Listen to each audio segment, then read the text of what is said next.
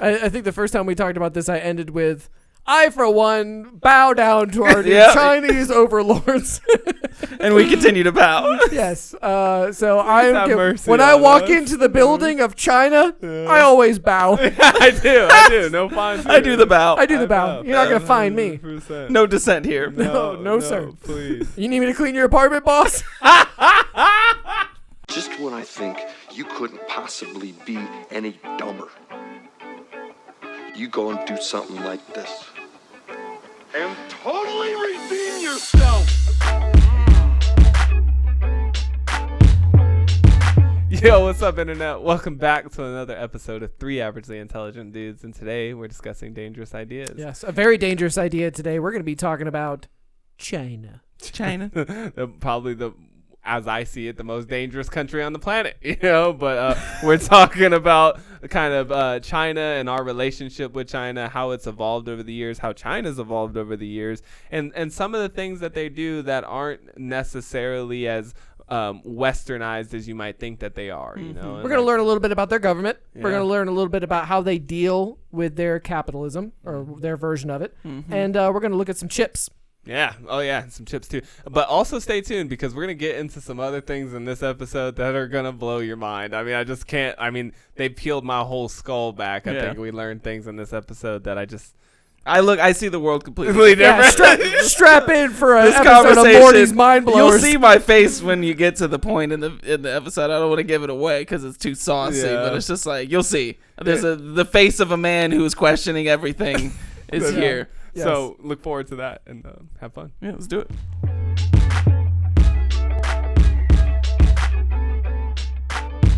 I was under this assumption. I was like, yo, China's really on the come up. They're really, the term that I would use is China's been westernizing themselves a lot more in recent decades, and we've seen it in their economic boom and stuff like that. But I was making this fatal flaw that I think a lot of people do, where it's like I was conflating economics with politics. Like you think like, I was like, okay, they've adopted capitalism, but capitalism is not democracy, right? And so like, and that makes sense to a lot of people, but I think a lot of people it doesn't. Sometimes you get those two things conflated because we have both systems in America.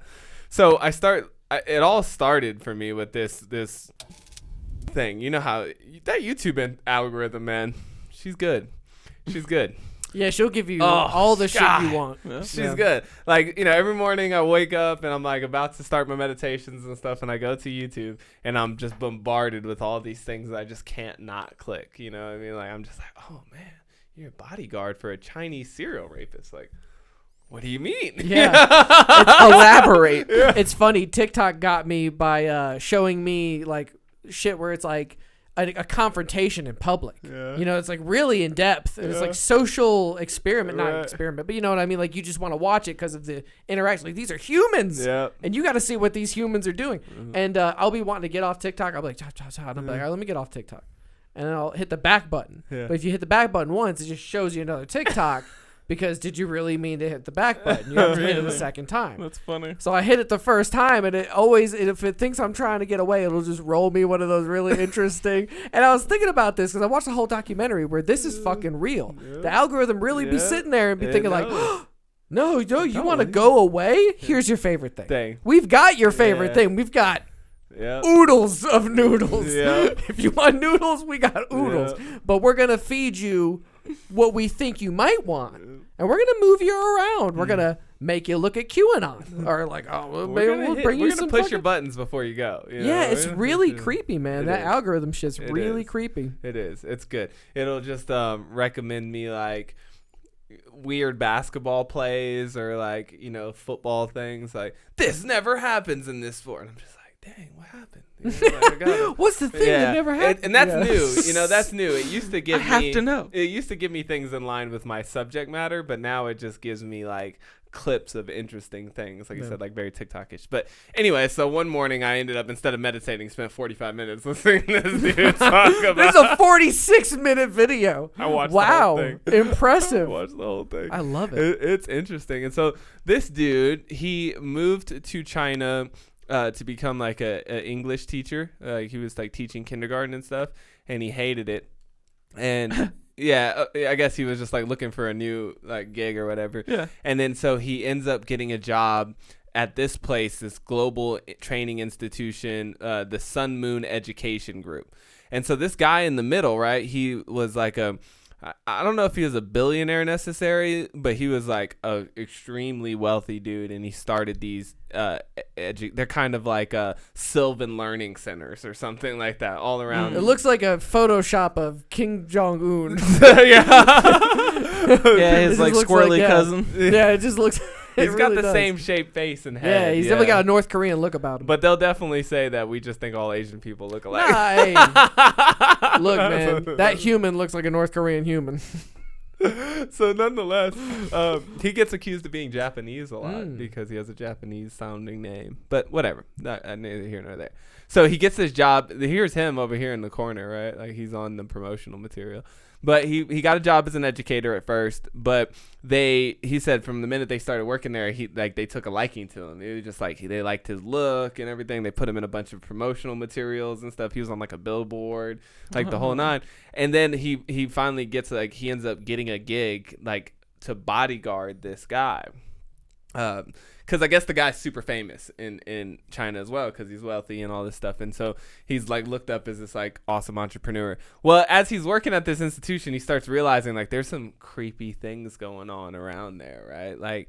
Like all the girls have to wear these like interesting uniforms. Oh, here's him at like the Met Gala of China, right? Like he's been like one of their honorary members for like years.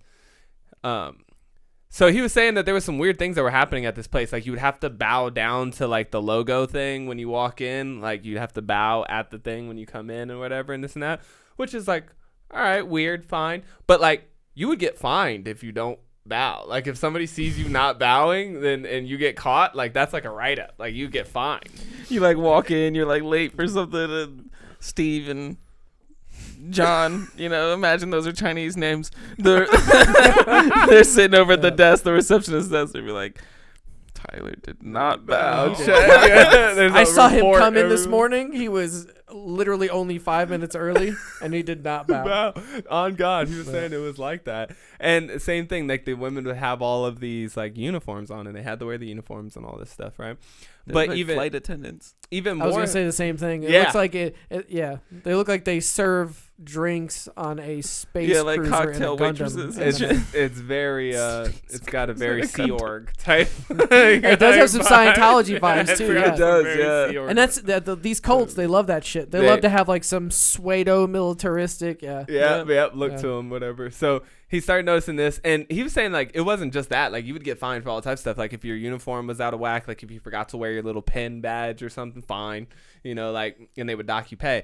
Now all this is weird, but with the females, he was saying he noticed it was like a completely different scheme going on. So like they would recruit these girls from like rural parts of China and stuff like that, and so they would bring them from these like rural farm area type things to work at this place.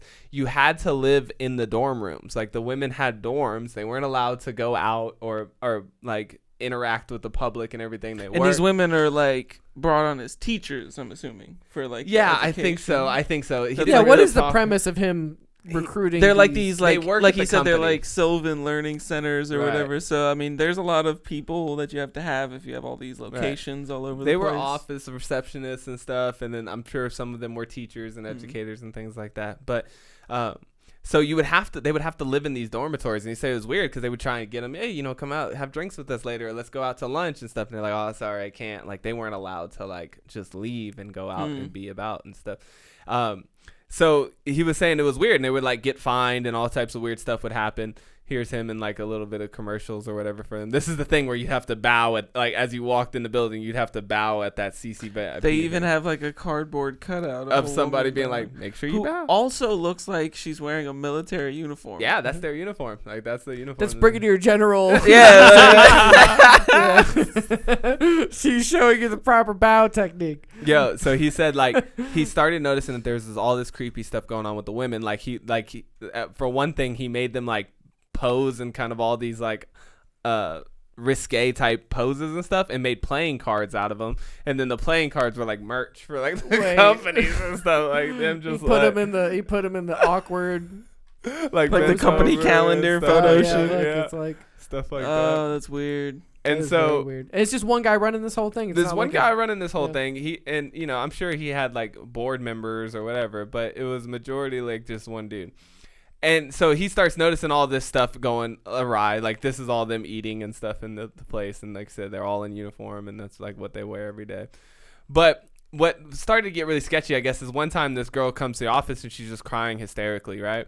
And this guy's office comes to the one that he works in. Like he worked in like the Chinese capital, like, and so he worked in one of the offices. No, but I'm just saying, you mean the bodyguard guy. The bodyguard okay, guys, gotcha. yeah, office. Yeah. And this was like a friend of his or whatever, and she comes in, she's like crying, and he's like, "What's up?" You know, and she's like, "Nothing." And he's like, "Nothing. I just came crying hysterically in your office." Nothing's wrong. Right? And then he said like he noticed like all the other women kind of like know what's going on. They all quickly come to like console her, like, "It's okay, it's gonna be all right." And so they're like, "We'll take care of this," right? But long story short, what he finds out is that this dude, one of their responsibilities, these women, is they would get tasked every now and then to go clean the boss's apartment. Yeah, that's how he got him. Yeah. Let me guess, he comes out of the shower. Oh, I didn't see you there. You would have to go clean the boss's apartment. Now, like I said, these are not cleaning ladies or nothing, but it's just something that you would get tasked to do. Is like you have to go up and clean up. It's very much like the military, you know. Like you're not a cleaning person either, but you be scrubbing that bathroom floor. They're telling you like you go and do this today, right? So, but then I guess when they would go to the apartment, that he would rape these women and stuff like that and send them back and stuff. And so I guess back to work. Yeah, yeah. And that's so, enough. Back to work now. Supposedly, like this actually pick that up on your way out.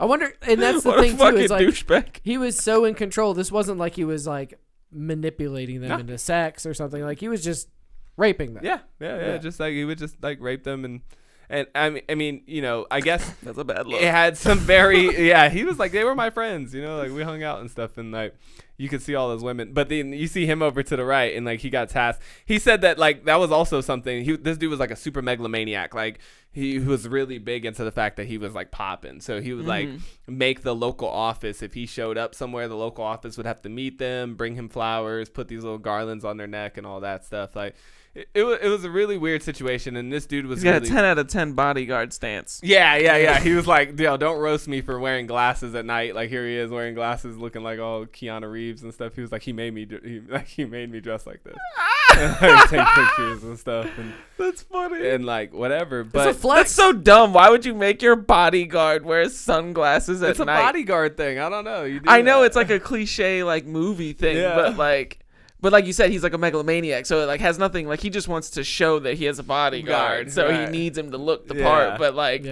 if it were me, I'd be like, get yourself some night vision goggles. Yeah, like I want you to be able to like, see assess just as well as you would in the daytime. I want you to look like a Call of Duty skin. Yeah.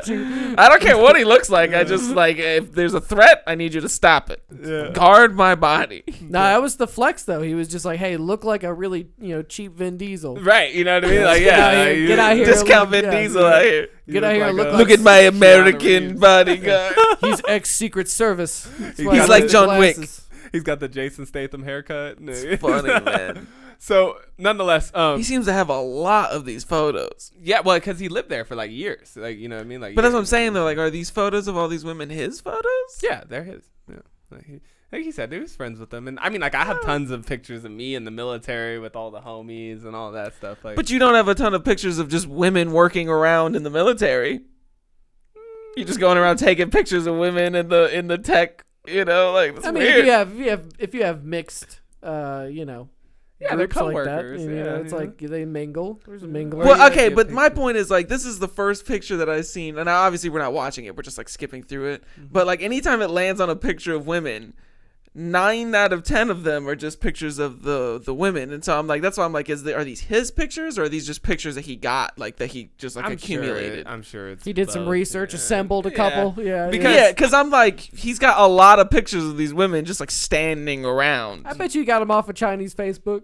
You know, I don't know. Or like That was just an observation that I was I making. just think it makes like sense. you could be in work and be like, yo, let's get a picture. Like, let me take a picture of you. Like, I think that happens often. Like, But I they're not have even looking tons- at the camera. I in have any of these tons pictures. of pictures of when we were deploying, and there's some with me in them, and there's some other ones where I was just taking pictures of the homies. Like, yo, picture, and they're like, you know. It's so- promotional, I bet. It's the company. He got the files. He snuck it out like fucking. Well, I guess it was really big deal because he was saying like a lot of these girls would not go forward with these allegations and stuff because of how powerful he was. Like he had the ability to like get passports like on the spot and stuff. Like he had Like a how lot they of didn't blur out shiny- that one chick's face. He tried to blur out. I mean, he did all the blurring, so he blurred out a lot of the girls to mask their identities and whatnot. But So when and basically he only found out about it because that woman came into his office, but then he started like doing research. Like, how did he find out about all the other women? so Or is he like the one that broke the case? This whole thing with the video is him telling his Story. experience, right? Right. And so of course you don't just show up and notice everybody's getting raped, But Right. he was saying that was the incident where he started like really noticing, okay, beyond just the like fining and the weird stuff, like there's something very corrupt going on here. Like and that was like with that girl. Because then, as he started like trying to, he's American, of course, so he's more like, hey, what the fuck? This is like, if there's something wrong going on here, like let's talk about it. And everybody else is like, no. See, he was like, I smell a sex cult. Yeah. yeah, But nobody's getting to bang Yeah. these girls that work here. I think it's it's the billionaire boss Yeah, man. He's right. the one that's doing it. And especially too when you get that close, you start bodyguarding for him and stuff like that. You start Bodyguarding to- for a sex cult. you start noticing this stuff. But nonetheless, so he starts to uncover more. Then there starts to be talk of it, like, after you see this happen a couple times, I'm sure people are like, yeah, they clean. It only takes too long to put two and two together when you get tasked to go clean the boss's apartment and then you come to work the next day bawling your fucking eyes out. You're like, all right, something's going on. Yeah, here. what happened at the Yeah. apartment? So this guy put it together and then put out this But video. he didn't break this the whole case or whatever. This goes on for like a long time, and what happened was he said he tried to encourage some of these girls to like go speak up, talk to authorities and stuff. None of them wanted to do that for fear, like a sense of like, this is the type of guy that can make you disappear, or make your family disappear and shit like that. Like he had the money to do stuff and connections to do that. Mm-hmm. So nonetheless, he one situation finally happens where he's trying to coerce this one girl. The girl wants to quit like her job there, and he was like, no. And she was like, but I want to quit. And he's like, you know what, just come clean my apartment. Like dead ass. Like he was like, come clean my apartment, we'll talk about it, I guess, or whatever. Anyways, he comes out, he rapes this girl. This girl finally gets the courage to like go talk to the authorities and whatnot, and then this starts an investigation. But this is where it gets interesting, or not where it gets interesting, but because more. like, how do you investigate a serial rapist who's a billionaire in China? Right, Like exactly. it doesn't seem like you got a lot of good, like, especially if you're a rural farm girl. Like that's the play though. Oh, Like, that's the play. He Yeah. was like, he definitely was like, all right, I get these dummies out here in the fucking farms. Way from their Yeah, families. get 'em- They don't know isolate anything. them, They don't know anybody. Yeah, they're living in these dorms. It's like and- human trafficking. He It's- basically sex trafficked these girls. There was so many similarities to the R. Kelly situation. I almost didn't bring it to the podcast because I was just like, dang, he's talking about Chinese R. Kelly now. Like, but seriously, like, I mean, just like Keith Raniere though, like this has got similar things in there too. 100%. He would take pictures of them naked and all that stuff and blackmail them with that. Like, if you ever say anything, I'll expose you and all this stuff, which is big. One of the breaking things on this case, though, right? So it goes to trial and everything, and he's like, these women had consensual sex with me, of course, right?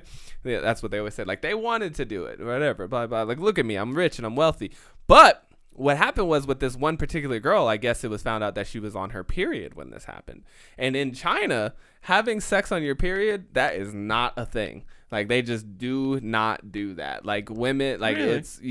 like, that's what this guy was explaining in this thing. And through that, like, no woman, I mean, I'm not going to say no woman, but, like, it would be very taboo for a woman to be like, yeah, let's fuck while I'm on my period. Like, that's just, like, a weird thing. So they were, like, the court was skeptical of his story that Yeah, it was they were like, consensual. really? Yeah, like come on, honor period, dog. Like that don't happen, you know. And he was like, no, I swear to God, she wanted to do it. I wanted to do it. Yeah. It was all good. Yeah. Yeah. And they're just like, I guess it's something that just does not happen Wow. in their culture. And Such so, a strong cultural thing for it to come Right? up in like a court case. yeah, to because like I've sway. plowed right through that like many a time. Yeah, in you my know, like time who gives a here. shit? Like, You're gonna so- get in the shower afterwards anyway. like there's workarounds in America. I did like, not trust know the that fuck. China was that diehard about Yeah, like against it. yeah, Though. I wonder, like, absolutely. it's just like cultural shit It's though. a cultural like, thing, yeah. Yeah, I bet It's you just there's like a probably one of saving these thing. places like where it's just like you do not have anal sex. You're right, Like, right, that's right. just, Like, you're it's just going, you're don't- done for. yeah. Like taboo. Mm-hmm. Yeah.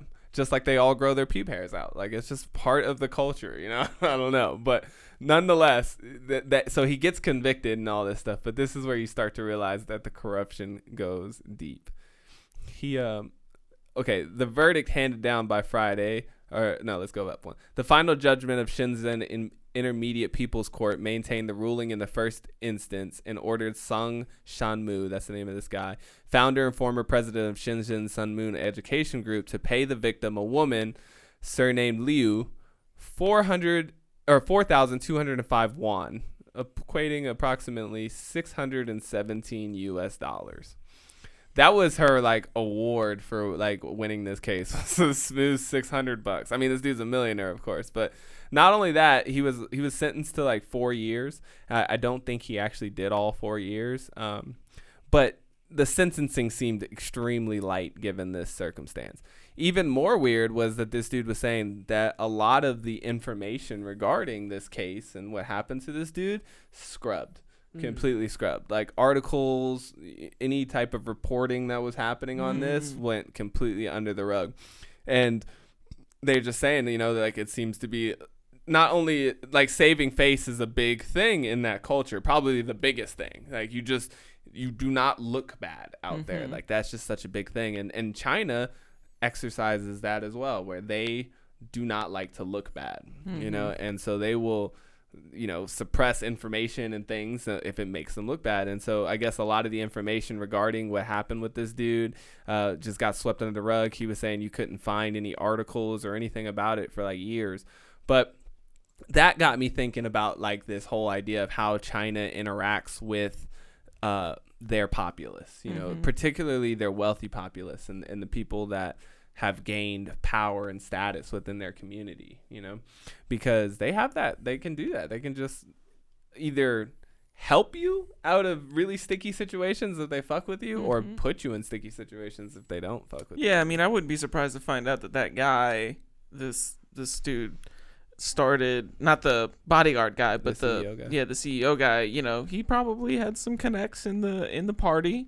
You know, and when you're connected in the party, you know, it's like being like connected to like a mafia family. Yeah. You know, like you may not even be like made. You might not even be in the family, but people got your back and shit. Yeah. And so it's like that's not surprising to see, or at least I wouldn't be surprised to find out if, you know, somebody does some like investigative journalism and finds out like, oh, he's like super connected to all these people in the Communist Party. Yeah. Because I mean that's how it was in every communist political regime. Yeah, like it's, you know, in Maoist China, in Soviet Union. Yeah, like if you're in the party, you know, like some of the like most striking passages from like 1984 is when he's talking about how,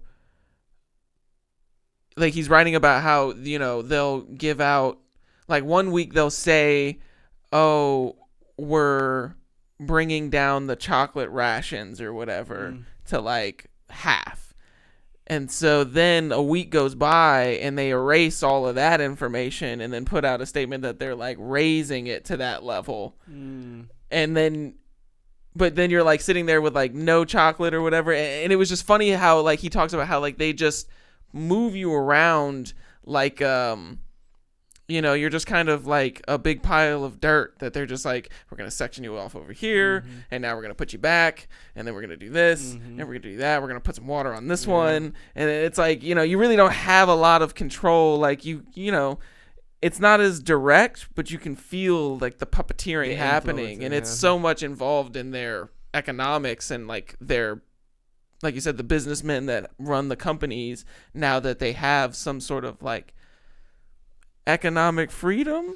Yeah. Like they've loosened the leash a little bit. They've given them a little bit of slack. That's what's happened. But if you are one of these Chinese millionaires or billionaires, you have to like toe the line. Yeah. So like this guy raping them girls, they were like, put this motherfucker in jail for a little while, and let's take him out of his group. You know, like because he got caught. This happens all like they just recently did the whole like ban on like effeminate males in Chinese culture, and they disappeared this one effeminate male dude, and he came back looking masculine as fuck. Really? Came back in like an army video, No like, yeah, bro, dead ass. They took like a very feminine boy, which was it's a huge thing in China, huge thing in China, and they just came out like a month ago and was like, no more, no more in our media. It's like when Russia was like, no more gays.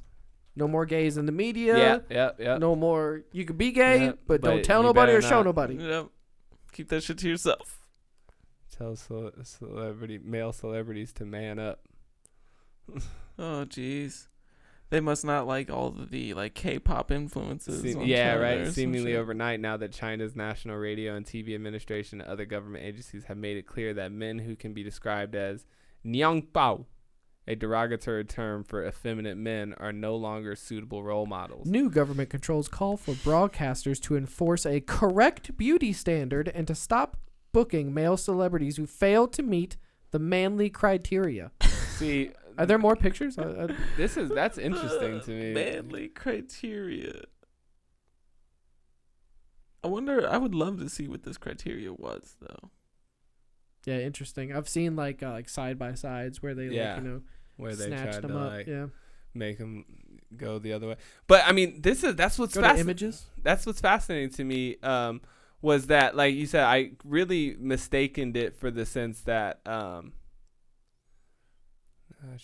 is that it? No, it's not. I was like, that can't be it. That's like a totally different guy. Yeah, no, it was shared on social media. It was just like showing like how they the came contrast. Back. Yeah, but I mean, obviously that's the thing, because like you said, they just came out and they broadcast. But what it led me to, like, you nailed it on the head when you said like they loosened up some of their standards, but they in no means adopted Western ideals. Certainly not democracy or like religion. Right. They're not about that. I mean, really, China, in my opinion, China is just doing what we're doing, but to the full extent. Like, people think that we live in a capitalistic country here in the United States, but we really don't. Like, it's cronyism is really what it is. It's fake capitalism with government interference and play. And so, like, it's not really like free market capitalism. And I think that China's just kind of done the exact same thing where they're like, hey, like, we're not going to tell you how many toys you can make anymore. Mm-hmm. Like, you can make as many toys as you can sell now. Mm-hmm. Like, just basic capitalism 101 economics. But like, if you're making something that they don't approve of, they will come down and just shut you down lickety split. Like, it's not like you have any sort of rights as a business owner or anything. Right. Like, they're just, like I said, they're just giving you a little bit of slack on your leash, but you are chained up. Like, you're not going nowhere. For sure. And that leads me to my second example. Because, like I said, this was just weird and interesting. This was less on the economic scale. At this point, I was just like, because the first thing that tipped me off was I was like, wow, the rules and regulations of this workplace are weird. Like, that would never fly in America. You could never be like, yo, your dress needs to be shorter or I'm going to fine you. Like, you know what I mean? In America, there would be this like huge uproar immediately if you were like fined every time you didn't bow. Look at this shit with Hooters. You hear about the Hooters shorts things? Mm-hmm. Yeah. Apparently, like, Hooters came out with these like even shorter short shorts. And this one girl went on TikTok and was talking about how she didn't want to wear the short shorts because they're basically like underwear, and it went viral. And now they made it optional. They were like, look, if you want to wear the new shorts, you can. You don't have to. Which is interesting because you saw what happened at the Olympics over the summer, I believe, with beach volleyball. You know, a lot of the women came out and said they don't want to wear those like skimpy things, and they were like, then don't play. And I was like, Fuck it then. what? Like, And so- Hooters was at least kind enough to be like, all right, if you don't want the thong cut bikini Well, that's shorts, because Hooters we aren't so far in cronyism where like Hooters is like cool to get away with that. Like they'll suffer consequences. There's no competition to the Olympics. Yeah. The Olympics is a monopoly on international sports. So it's like nobody's gonna say anything to the Olympics if they're like, look, you wear what the Olympics tells you to, or you don't fucking play. I would tell you if Hooters had you're right. If Hooters had a monopoly on like skimpy girl dressed restaurants, Yeah, they were like the only people that could and have. the economy was like booming. Yeah. But we're currently in an economy where there's 7 other titty joints where you can get food And and watch a game. unemployment is low, so Employment's low, so you got you're having to, You have to make already concessions. make Yeah. So I think that when you take it into some place like China, Oh, now that exists. The rules are like Those off. rules. So yeah, that's what I was like. So fascinating that they can run these types of things within their organization or business, and because like you said too, it's not even necessarily like our government came down and slapped Hooters across the mouth. It's like we did, the people. I was gonna say, that's people power. So it's Yeah. like that shows how in our government, Right. in a democracy, in Yeah. our political system, in this republic, you can be like doing some shitty stuff to your employees, Yeah. and they can make a TikTok. And you got to walk that shit back. You got to apologize on Twitter. You got to come out and say, I'm sorry about the shorts. Right. You can go back. wear Think about whatever it. you want. When Coke made like the new Coke, and they were like, yeah, here's a new Coke. And then eventually they were like, all right, Coke Classic. Because people were like, Old this is Coke. dog shit. yeah, this is We terrible. we want the old Coke. And it took, it's the... In China, it's just like, shut up and drink the Coke. Shut up, you're going to drink this anyways. This is what we You want haven't to finished your drink. daily 2 Coke ration. Yeah, you don't have any fucking rights, buddy. I had some of this the other day, and then, Oh, the new pearl milling. yeah, Pearl Milling company. I was like, we had the syrup on the table, and I was like, what kind of shit is this that you buy? And like I thought she had got some new syrup, and I was like, it looks oddly familiar. I feel like I've seen this shit before. Yeah. Didn't this bottle used to have titties? And sure enough, Oh wait, no, it was Mrs. Butterworth. they put it on as a little same great taste, new name, Aunt Jemima, like whatever. But again, people power at its best. I was just like, oh well, we got it turned to the Pearl Milling Company original. Anyways, I wondered if y'all had seen that at their Cancel culture. Yeah, at its finest, Which I don't want to like. Funny. I don't want to like derail this or anything, but that's one of like the worst examples of cancel culture. Like like there's some things. I'm not really for like canceling people, but there's some things where I can be like, yeah, that guy wrote a terrible book. or Consequence something. culture. Yeah, like, but like, is it just me or does Pearl Milling sound like the oldest white bitch name ever? You know what I mean? Like, they took this black woman off this bottle and were like, we're going to replace it with this other name. Yeah. Like, they didn't just call it great old fashioned syrup. Like, if they had just switched it from like Aunt Jemima to something like that, where it's like, this is syrup. Yeah. But they called it Pearl Milling Company. Yeah, like, that's strange. That It's is a bit strange. name. Yeah. But to be fair to the cancelers out there, they didn't ask for this one. That was a big thing on the whole internet. I remember when people were like, I don't remember anybody saying anything. We're looking for less police brutality, but thanks, I guess. Yeah, that was a great joke because it was like George Floyd got fucking killed, and they were like, all right, change the syrup. we'll take the black lady off the syrup. Yeah. And it's like nobody's saying you need to. Like the All Uncle right, Ben's Uncle right. Ben's racist. All right, we'll take We'll Uncle just take Ben. Uncle Ben. You don't need to do that. You need police reform. Right. They'll do anything. We will do anything in America other than fix our problems.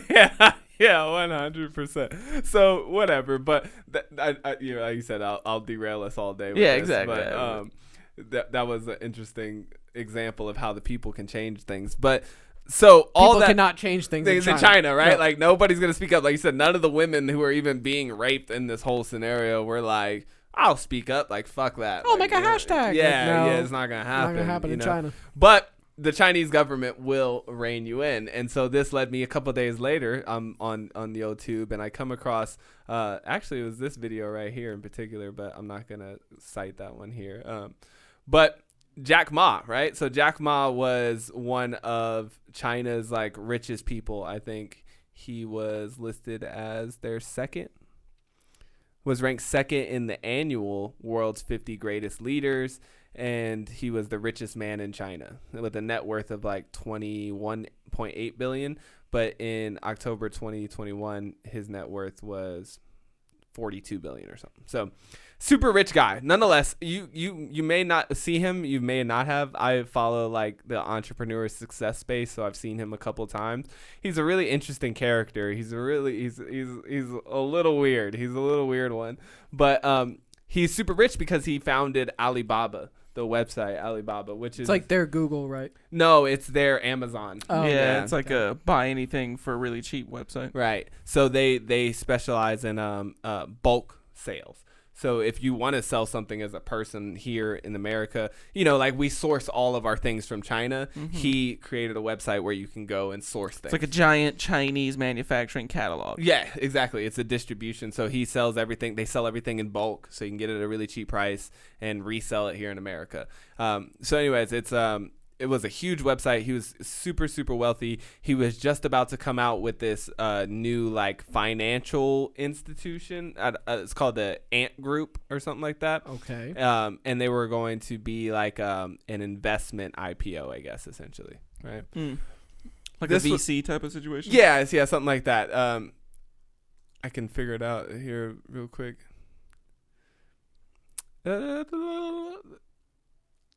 Digital payments. That's Yeah, exactly digital what I was payment about to say. platform, I was like, just about to say that because when we Alipay, talk yeah. about metaverse, you know, on the next episode, we're gonna talk about how they banned crypto in China. Oh yeah. Oh, 100%. They said no more. Yank that right off the. So the face fact there. that he was on a payment thing, like Yeah. that is a very guarded space. 100. So what happened with Jack Ma and why this is important, because like I said, it got me thinking again about the economic differences or the political differences. So Jack Ma is doing his thing. He's popping. Everybody loves him. He's out. He's doing appearances. I mean, this man's everywhere. You know, he's doing talk shows, the whole nine or whatever. But he started getting a little too big for the britches, you know? And so at the release, like they're doing this like press conference, like real Apple style, like unleashing my new product type thing, right? And he's going to talk about this IPO that's coming out and it's about to go public. And he makes some very criticizing remarks of how China handles their financial institutions and what they do. Not And a smart thing to it do. was not a smart thing to do. He criticizes Chinese regulators and banks, right? And so he says something about that. Well, right after that happens, China essentially pulled the plug on Jack Ma, right? Like, I didn't hear about this or no, but I guess he disappeared, like from public view, like nothing happened. But he also in a year lost half of his net worth. I think his companies, Jesus. like this is the video right here where they're going to talk about what happened to his company. It has been a year since the speech delivered by Alibaba boss Jack Ma that resulted in a wipeout, which is the biggest rout in any company's market capital in history. The Chinese e-commerce giant Alibaba's founder Jack Ma, who is also well known in China as one of the country's most successful entrepreneurs, delivered blunt criticism of the country's financial system. This was last October. After Jack Ma delivered that infamous speech, China suspended the listing of its fintech arm ANT Group. The company has lost $344 billion in market capital as a result of a series of steps taken by the Chinese government following that speech. This suspension was followed up with a widespread crackdown on the other vibrant sectors of the Chinese economy, resulting in the crash of Chinese stocks. Later on, in April this year, Alibaba was hit with a fine of record $2.75 billion, equivalent to 4% of Alibaba's revenue, as the Chinese regulators accused the internet giant of abusing its dominant market position for several years. As Beijing stepped up its scrutiny of the company's practices and urged a restructuring of its fintech business, Alibaba shares also sank from an all-time high that month to a record low 3 weeks ago in Hong Kong. Despite a 30% recovery from the 5th of October, the stock is still 43% lower than its October 2020 peak. Alibaba is set to report earnings in the first week of next month, and the rout and the impact overall will be much clearer. She said peak. It peaked in October 2020, and he made the speech, you know, And it tanked. and it tanked. So it was like It was literally at its highest position and Yep. only getting bigger. Yep. And the Chinese government came in and karate chopped it very swiftly, right in the Right. throat. They swept the leg right out of that Yeah. Karate Kid. They were Yeah, just 'cause- like, swoop. 'cause we have sanctions. Like, we'll sanction people. Sure. The Chinese government came in. That was like us going to Facebook and being like, hey, give us 4% of your total income.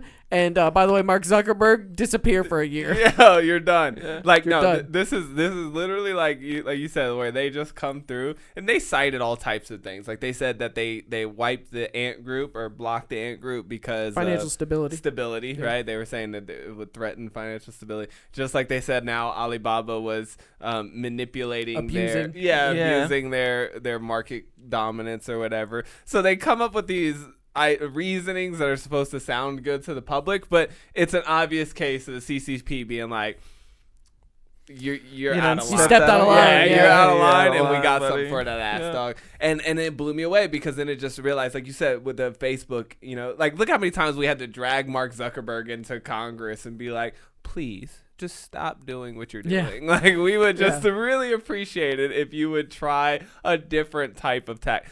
China just snatch you up. They just snatch you up. Dude, just log into the stock market of China. They're just be like, we're just going to drop this fucking shit by 300% real quick. Boop. Now what you got to say, buddy? Like, I don't know how their stock market works. Like, it's either, like, that's where my mind goes to at first. Like, my first thought is they just set it lower. Like, I feel like they have control over that probably.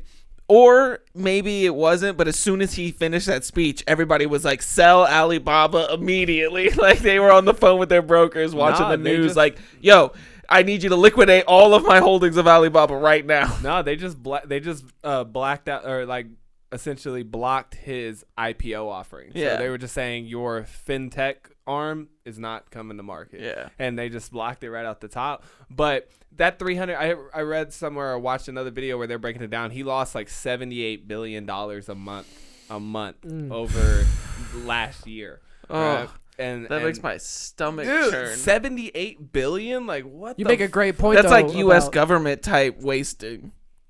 You make a great point, though, about how it's like we could never in America drag in the head of a fucking group and be like, all right, that's it, buddy. You're done. You're done. You You know what can't I do mean? that in Like, you just America. can't Like, do unless that. you, because everybody has rights. So then there's all these laws. In China, they don't even have to understand it.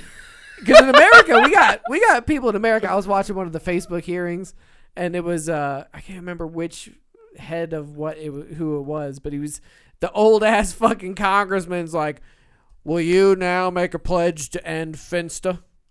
And she's like, Finsta's like a type of Instagram. It's like a fake Instagram. And he's like, will you pledge to stop it? Or like take it down? And she's like, no, it's like a concept. It's not like a thing. I can't take There's down not like an I idea. can't. There's not like a side. Like you can't go and choose that option. I can't get rid of the option. It's people making fake. And she's trying to explain it to this man, and you can visibly see in the back the cringe from the fucking like the little fucking aide, because really the people that be making all these motherfucking shits up in the laws and stuff, they be them aides, Yeah. These motherfuckers. Everybody's got AIDS. Oh yeah, those are the ones really taking care of business. Yeah, they're Every really- single politician I've ever met has AIDS. Yeah. They've all got AIDS. They're all positive. Anyways. But so yeah, they just slapped him down, and obviously the financial thing is a big He thing spooked of it him, or whatever. bro. But You can't. He's not only talking shit about his bosses because the Chinese government's your boss. Right.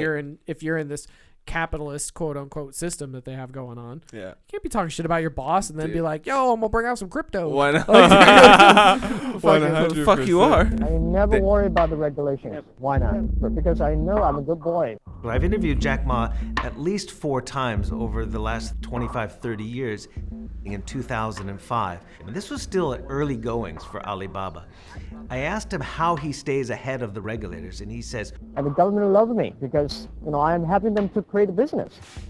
he had that brashness back in 2005. So that brashness has now come back and kind of nipped the showman in the rear end. Over 2 decades ago, Jack Ma co-founded Alibaba. Today, it's China's e-commerce giant and one of the biggest companies in the world. But recently, Ma and his tech empire have been in trouble. In April, Alibaba was fined a record $2.8 billion for monopolistic conduct. Its affiliate Ant Group, which Ma holds a controlling stake in, was ordered to overhaul its business after the abrupt suspension of its IPO in November 2020. This was looking like a fairy tale listing for Ant Group, and there's now been a significant twist. And since then, Ma has laid low. Just being quiet is something, very notable that we think of when we think of Jack. We think of him as very loud, brash, and so we're all a bit shocked. When he's not Great speaking. shot of him. He's like China's Alibaba Elon Musk or and some Ant- shit. Yeah, It's he crazy. is. He's really, honestly, he's most like Jeff Bezos. Yeah. Like even in his creation and stuff. I thought they were gonna quote it here in the beginning of it, but he's most like their Jeff Bezos. Like he's out there. He's trying to make these public appearances. He's trying to be like a cool guy and stuff. And like I said, he's really street smart. He's really interesting. I was watching an interview it's right there about Elon Musk destroys Jack Ma. Like it's hilarious. Like sometime when you got some time, watch this interview between the two of them, because Jack Ma is just like a normal guy and he's like trying to talk to Elon about like AI and all this stuff, and it's so cringy. It's hard to watch. Yeah. Nonetheless, I was trying to say he even mentions in these things where he was like, I don't know what happened. Like he was even trying to give them a stake in the financial tech thing, right? He was going to give them like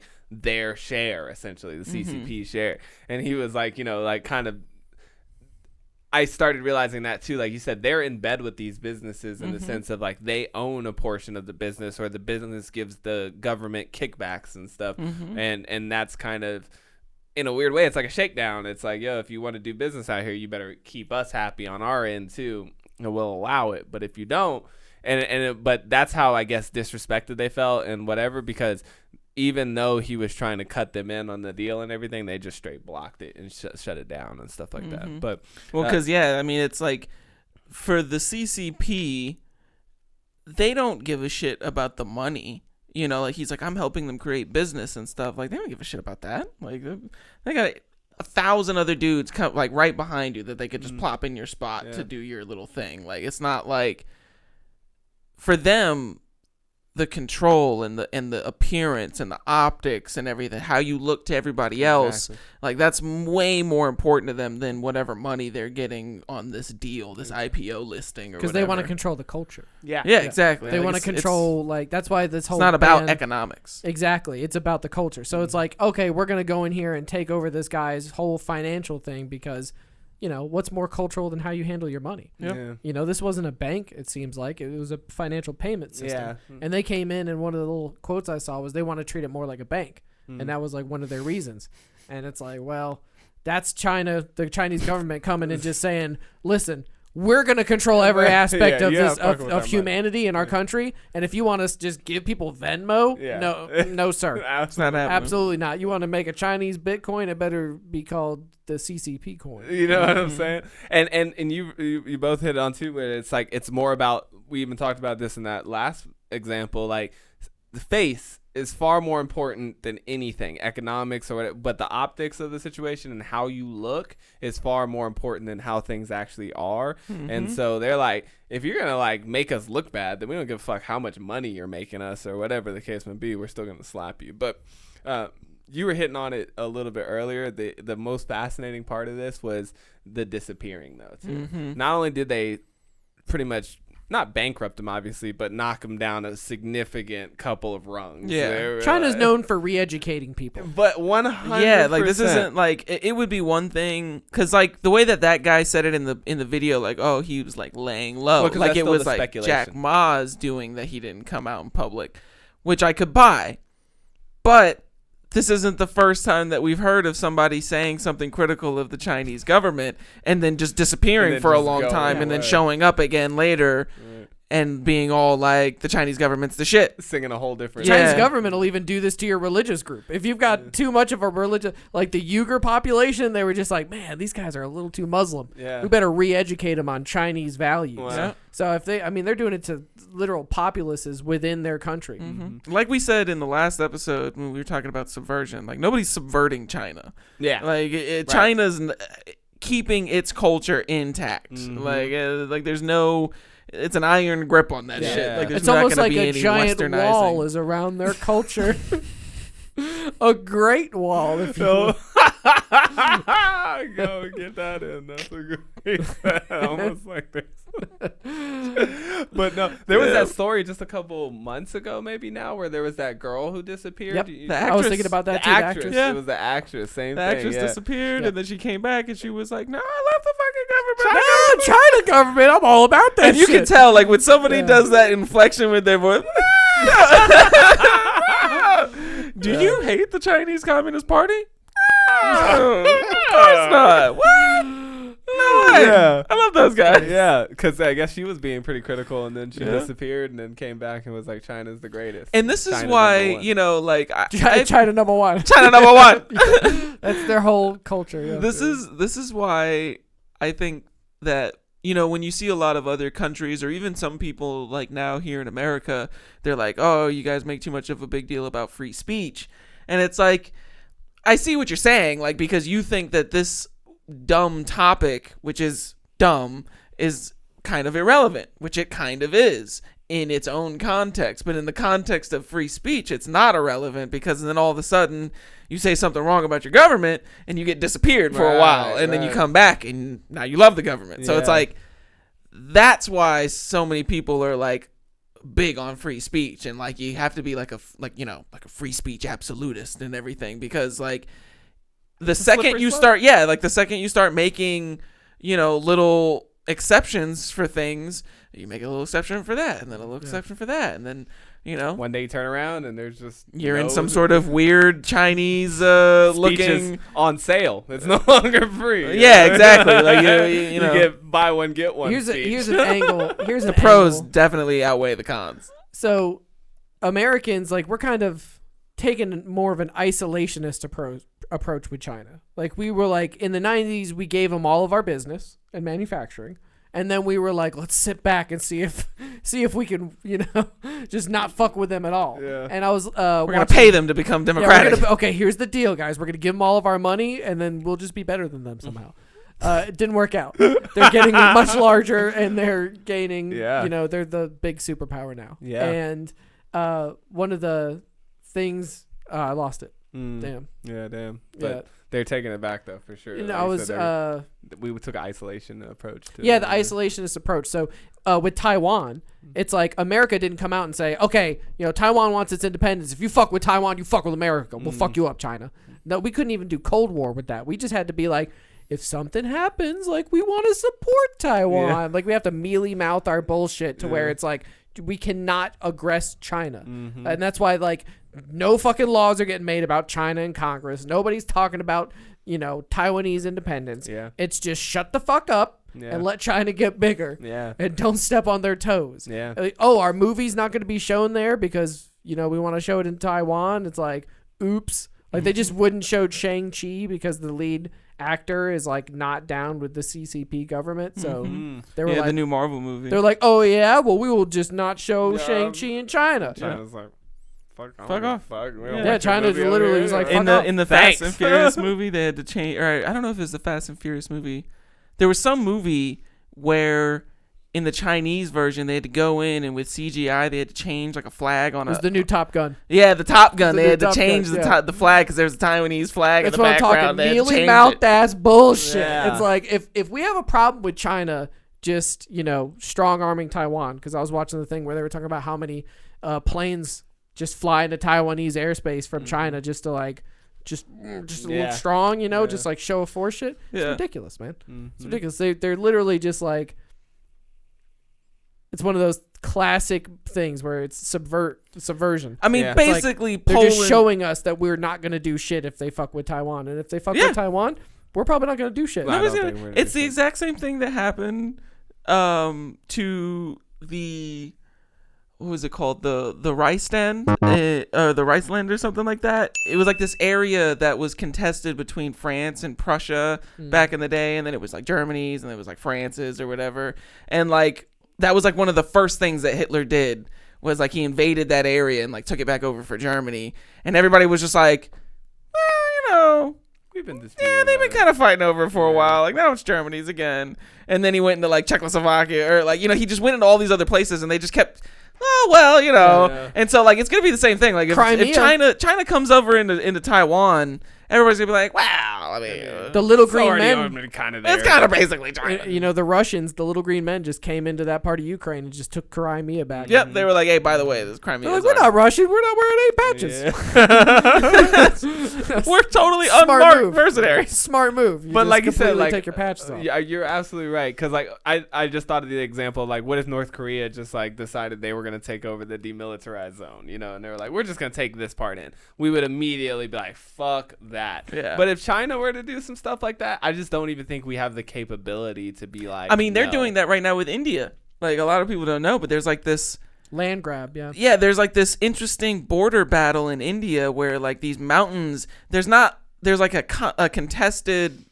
It's contested about where the border between India and China is in this mountain range. And there's been a number of, like, you know, like, almost to the breaking point moments where, you know, some people got killed and there was some shooting back and forth and stuff. And it's like, hey, now, you know, they're trying to, like, keep it under wraps, but, like, it's very close to just being like India's at war with China or some shit like that. It's like, oh shit.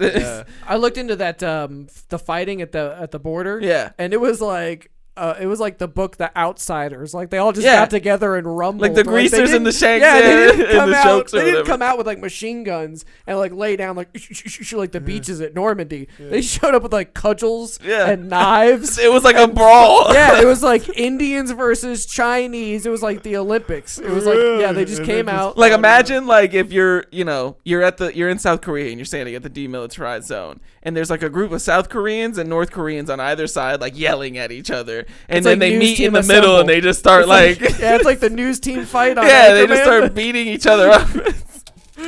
The one has got the fucking spinny ball. Melee face-offs and skirmishes. Melee. The deaths of 20 Indian soldiers and casualties of 43 Chinese soldiers. So Chinese won't tell you how many died. They're just going to say casualties. They were 30. Those would just be injuries. Yes, and for people that aren't aware, casualties does not mean death. Does it not just mean means injuries. Yes, sustained in battle. But India was like, all right, you got 20. Yeah, 20 of us died. You got 20. It's funny that they didn't say anything about their casualties. Like, India was like, we had 20 deaths. We're not going to tell you how many people got beat up. They had 147 beat the fuck up ass motherfuckers that we had to drag back. And then you come over to China, and China's like, yeah, you know, like, about 50 guys got a couple of headaches or something like that. So the Indians like were any building real a road, fight. and the Chinese were like, yo, fuck that road. That road's on China, Yo, bitch. That road is way too fucking close to China. Dude, it's like any regular fight when you like, did you win? Like, he got a couple good ones on me, but he was hurt. Like, yeah, but did you win? I mean, he was bleeding though. Like, it's like, yeah, but like what? You know what I mean? That's the same thing. They're like, we took a couple casualties, and they're like, yeah, but like how bad? Like all of them dead, or like some of them just? We had a couple casualties, yeah, but we got 20 of their guys. You know, like it's funny. You know, when I learned this recently. Apparently, homicide is the same. Like, homicide doesn't mean murder. It just means that the person died in the presence of other people. Apparently, like, legally, that's like how it's defined. Like, a person that ODs in like a house party is a homicide.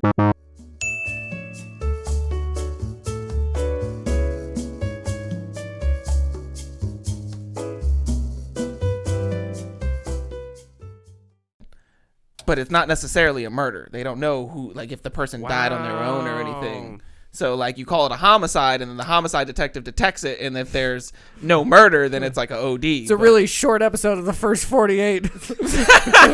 Like, he died from a meth overdose. The homicide unit goes to the fucking house. Oh, yeah, he drank too Open much. and shut case, Johnson. Yes, yep. Oh, you know what? I can feel it. His liver's actually exploded. Sprinkle some crack on him. This nigga broke in and hung up pictures of himself all over the house. That shit is one of the best skits ever. Really funny. But when Bill Burr's like, yeah, his wife threw titties in my hand. That's a great Chappelle's quote. But yeah, China, dude, it's weird. It's weird, and I feel like we are taking kind of a passive stance with them. Like I said, I was kind of like, oh man, China's really making some good reform and stuff, but really they're just restructuring themselves to get stronger in what they do already. They're not really taking that, but it lends to some ideas of like, well, maybe we could take some things from them and kind of like incorporate it in our culture and us become better for it. I wonder. For me, I thought about this idea a lot in the sense I'd be curious to get what your thoughts on it are, but in the sense that I think that the only reason that the Chinese Communist government decided to open up some more economic freedom for regular people was all about optics in the end. I think that they understood that after the fall of the Soviet Union, there was like a really bad look on communism, and then in the 90s when we were going through our giant economic boom and we had all this technology and most of China was this rural farming country with not a lot going for it and a ton of people in poverty, I think they decided I think they were totally aware of the fact that their economic policies were dampening the economic growth for individuals in their country, but they liked having the control. But in an effort to look better to the rest of the world, they opened up some economic avenues for people to be because that's a big thing that they talk about now. When you talk about how much people, the amount of people that we've risen out of abject poverty over the last 50 years is mostly come out of Africa and out of China. So many people have come out of poverty in China. So it's not I don't want to discount any of that, because obviously those people are doing way better. But I don't think that the Chinese government gave a shit about them. You know what I mean? It was more of a play, we're going to get some social status amongst the other UN countries by doing this. Well, that's what I was thinking, where you said, I don't think it was about helping the people. I just think that they started realizing that their economic model was substandard than ours. I imagine, this is just how I see it. They're sitting in China, right? And they're like, all right, we're communists, we like communism and stuff but then they look to, I guess, their left, and they were like, but North Korea's not doing so hot over here with their they've shut out Western ideals completely to the max, and they're really suffering over there. And then they look over to the right and they're like, but everybody this way is popping, you know what I mean? Yeah. I think that they were like, yo, we kind of have to go this way if we want to maintain our strength, not necessarily for the betterment of the people, but to maintain China as a whole, as a world economic power. They were like, we got to loosen up the reins. Real quick, though, you were hitting on something I think is relevant in this category, where yesterday you were talking to me off camera and everything a little bit about how experts don't have the same amount of knowledge as the collective does. And I think that that's where the fault lies in a system like that. If your government, it's this big or whatever compared to the people, for you to come up with all the best economic ideas, all the best, new businesses, the new technology and all that stuff off of 20 people, it's it's just such a small amount of minds trying to work on that. Whereas if you open that up to all the it's like having a contest, who can make the best toilet?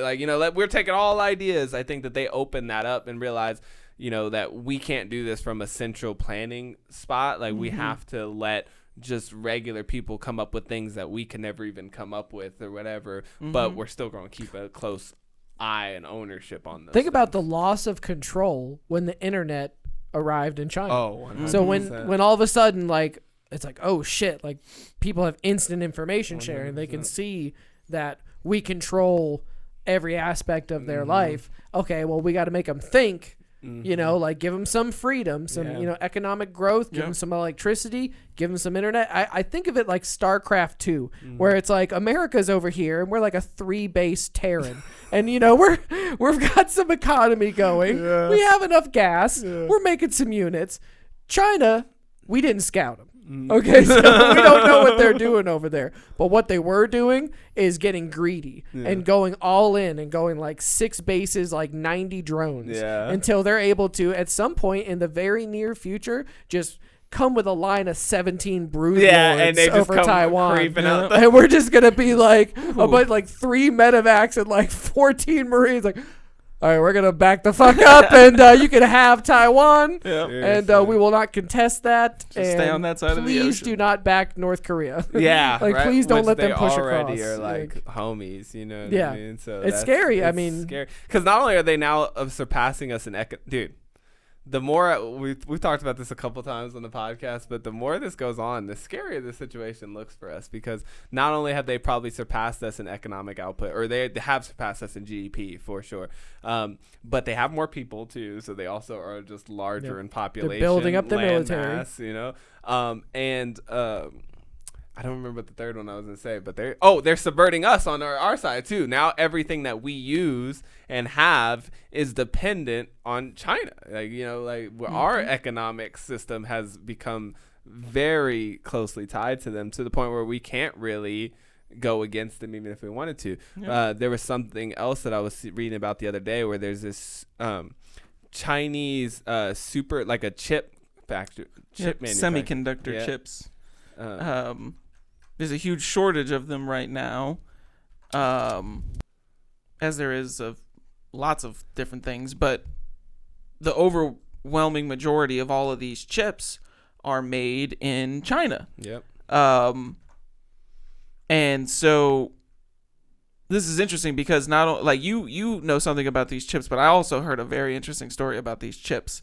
You remember that guy that the podcast that we were watching? It was Matt Cox. Yeah. The con artist guy. Definitely. Well, he started his own podcast, and you know, his own YouTube channel and stuff, and I was watching some of his stuff, and he was talking about this story that he was writing about this dude who was in like the triads or something, and the Chinese government, like some Chinese government officials, hired him and his crew to steal like 100,000 of these chips from this manufacturing plant or something like that, and they and it was tied into this story of how these businessmen from America who were in that industry or wanted to break into that industry partnered up with this firm in China to make these chips. And then they find out later that there's been like people copying hard drives and files being moved around, and a lot of like information is being lost and stuff. So they go to confront the Chinese partners, and the Chinese partners basically tell them to fuck off. And then they break off their partnership, and then they just start up a whole new company in China making, like, with all of their intellectual property. They just stole all of it from them. And you know, that's not like, illegal in China. No, there's Chinese Mercedes Benzes, Chinese BMWs. Like, they just steal whatever the fuck they want and make their version. And they just make it. Yeah, exactly. And you know, they may, you know, we kind of talked about this yesterday off camera too, but in the sense of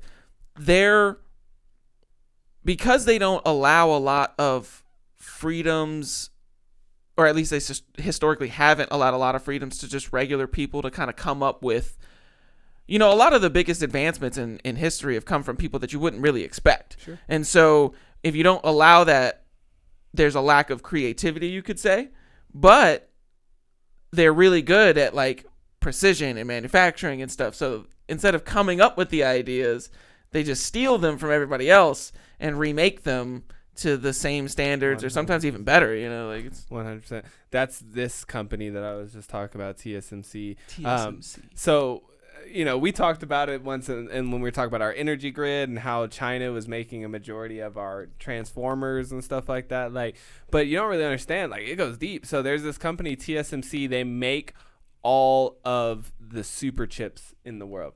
Now, I mean, I think they said some like 90% of all super chips are developed by this company, or not developed, but manufactured by this company. So what happens is Apple, when they make an iPhone or whatever, they'll design the chip that goes into the iPhone, but then you still have to mass produce these chips. But the facilities to do that, to make these, I got to show y'all some of this. The numbers are going to blow you away.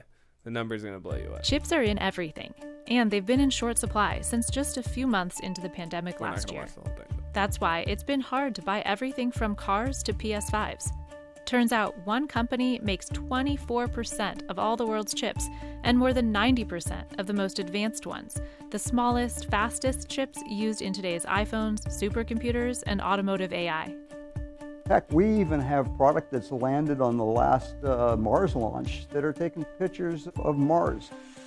Taiwan Semiconductor Manufacturing Company, or TSMC, is not a household name, but it's quietly making chips for every new iPhone, US fighter jets, the highest-end processors, you name it.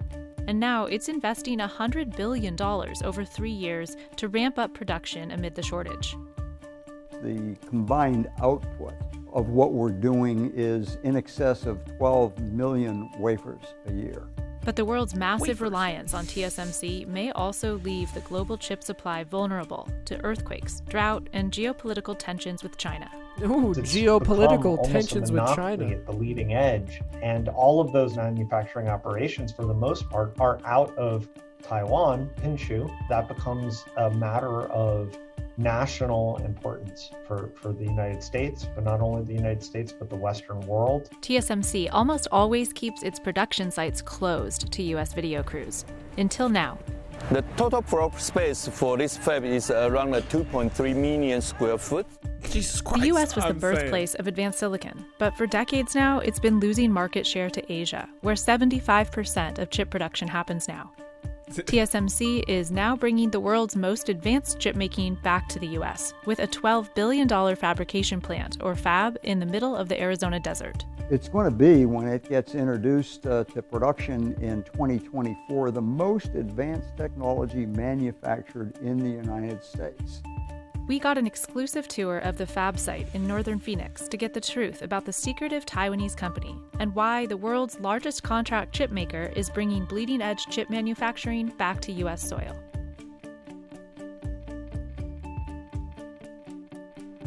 They're making Gundams in there for sure. Yeah. When Wall Street first 100% proposed the idea they're for making TSMC Gundams in in the there. mid-80s, investors were skeptical. Born in China and educated at Harvard, MIT, and Stanford, Chang moved to Taiwan after 25 years at Texas Instruments. There, the government asked him to create a Taiwanese semiconductor company that would become a world leader. His idea?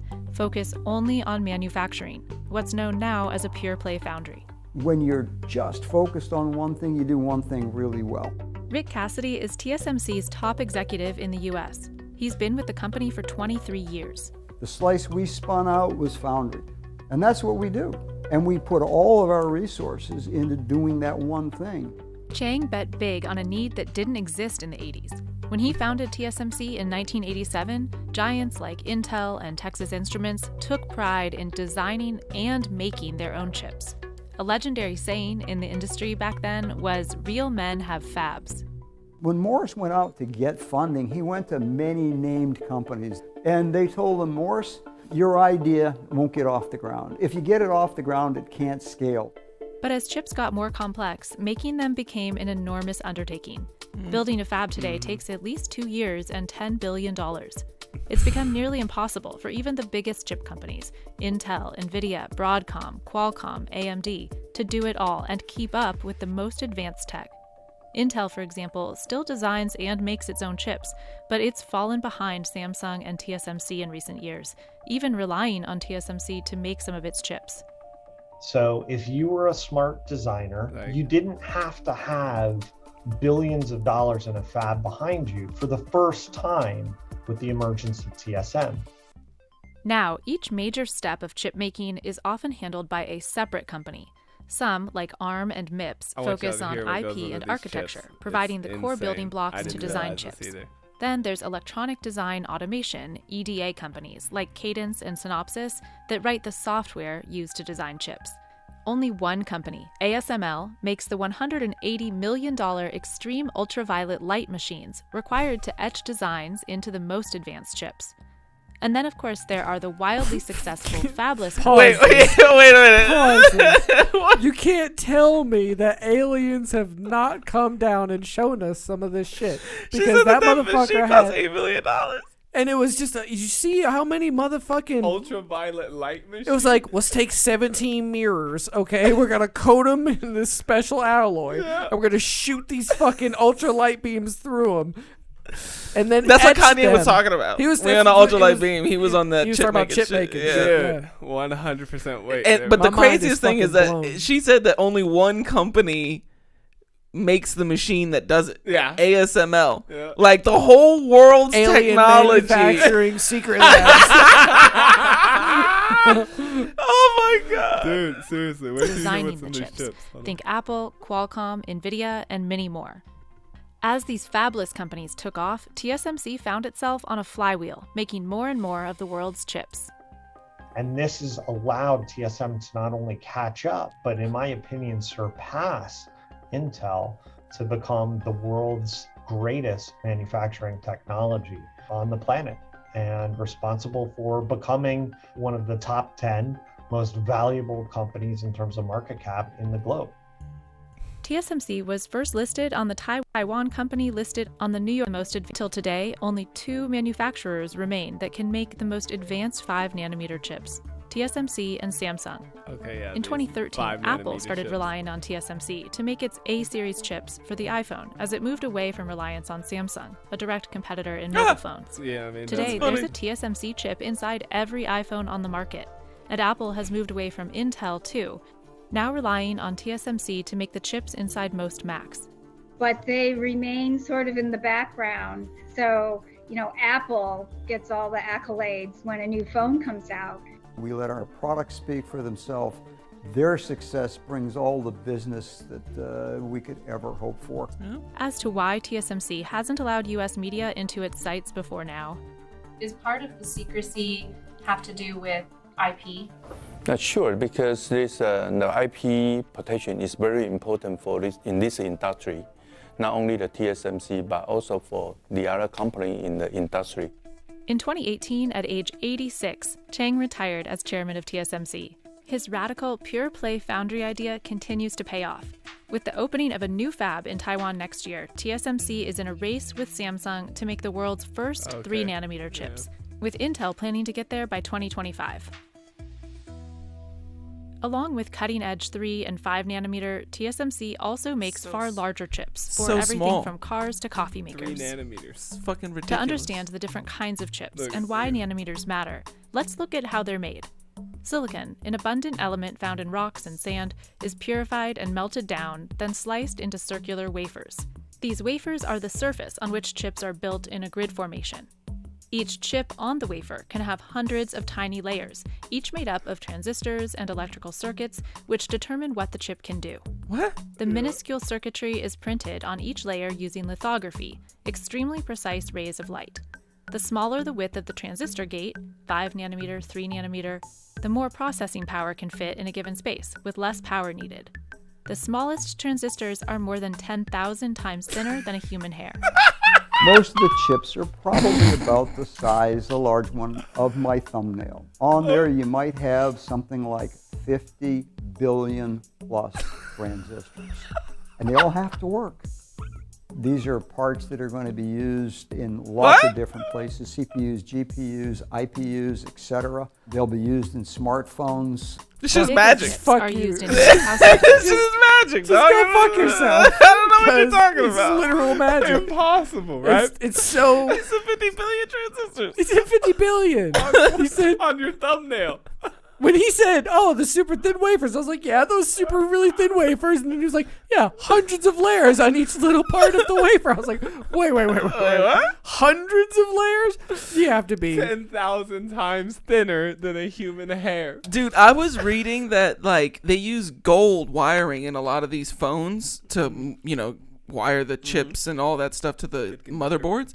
And they were saying like it's gotten to the point where the gold wires are so thin, they're only like a few molecules wide.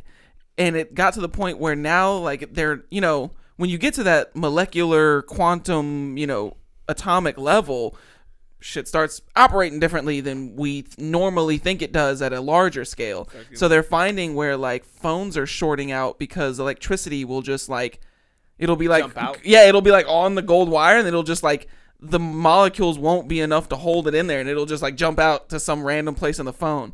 And I was like, how do you make a 3 molecule wide piece of wire. How do you this is make why I don't understand why they can't make water. Like I don't get it. Like like really funny. we make all these chemicals and shit. We do all this crazy shit. We have hadron colliders to smash protons into each other. But you guys can't figure out how to take 2 hydrogens and an oxygen, or just put them together. Like I don't get it. Like this what are is you great talking because about? we're gonna get quantum computing before they figure out how to like have enough drinking water. Yeah, like what the fuck? You got hundreds of layers with billions of transistors on a tiny little thing, but desalination. We can't figure that out. Get the carbon out of the air. You can't figure out how to get the carbon out of the air. Huh? Can't do it. Nope. Blew me away. That's too, ridiculous. When I was hearing this, I was just like, because I know super chips. I'm like, yeah, super chips, but microchips. I didn't know what? it was like that. I didn't know it was like that. Yeah, and it just goes to show like all the stuff that you take for granted, like these microphones, for instance. I have no idea how this works. Like I barely understand the cord. Yeah, like I understand that this is like a the plastic wrapping with like some sort of metal wires running through them. I don't know what they are. I don't know what they're made of. I don't know what they do. But somehow, somebody somewhere figured out a way to take some metal and plastic and smash it all together and make it to where like it can record the vibrations that come out of your mouth. It carries my human voice into that machine where it stores it for an eternity. Like it's and it's made out of the same stuff as me. It doesn't go through me. Why is that? Mind-boggling. But this is okay. And I had mentioned this to you, like, even though I'm such a big proponent of capitalism and free markets and free trade, I don't necessarily think that you should always pick the cheaper option on, like, like, it might not be the smartest thing, even though we can make it for cheaper in China to make everything in China. Right. Like, some things, like your microchips for all your technology, your transformers for your electricity grid, your masks, PPE shit, like you should probably make that stuff, or at least know how to make it and be able to make it if you need to here. Like that's just kind of important stuff, dude. That's where I lent to this, you know what I mean? Like you hear or you see that sticker made in China, and you think, okay, they're making my keyboards and stuff and blah blah, but like every iPhone has a Chinese chip in it. Yep. Technically Taiwanese. Okay, technically Taiwanese, but as John has laid out earlier in this, they're only a hop, skip, and a jump. I mean, it's basically China. According to China, they're Chinese chips. You know what I mean? It's in dispute. And that is just you can almost look at that metric alone as like in the late 80s to 90s, we were the dominant superpower in chip making, and within 3 decades, that has shifted completely over to China now, in the sense of that they're doing it. And sure, we're coming up with the ideas to make a chip, but we can't make a chip, like they're going on that. I guess the US is starting to take this a little serious now because they're starting to realize, like, I mean, he said it's not even just Taiwan. It's like this one city in Taiwan has like all these different manufacturing plants. So, I mean, like you said, how easy would it be for China to just roll on over there, take over Taiwan, and then be like, no more chips for you, And then we're talking our fighter jets, our missiles, our cell phone, all our communications, everything come to dude. I went to go buy my daughter an iPhone 5 iPhone 13 the other day. They're on back order for a month because of this chip shortage that they're talking about and stuff. Like it's becoming harder to get them. But so now they're trying to open plants in the States and all that stuff. But I mean, damn, dude, like that's what I'm saying. Like this whole us versus China situation, if there is an us versus China situation, but it's getting a little out of hand. Well, and what's crazy to me, going back to the chips thing a little bit here, we've had cars for like 100 and some odd years, and they've gone from the Model A to, a pretty complicated machine. Yeah. Okay?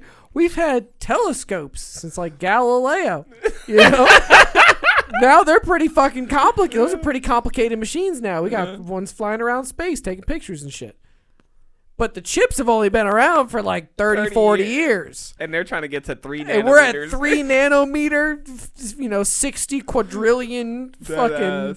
Like they started off the size of a room, the computer and everything, and these chips, and now in 3 decades they've gotten to smaller than your thumbnail. Yeah, the Turing machine which was the birth of all computers, Yep. which was the machine that Alan Turing developed for the British code breakers. for the British code breakers to break the Enigma code, which arguably won us World War II.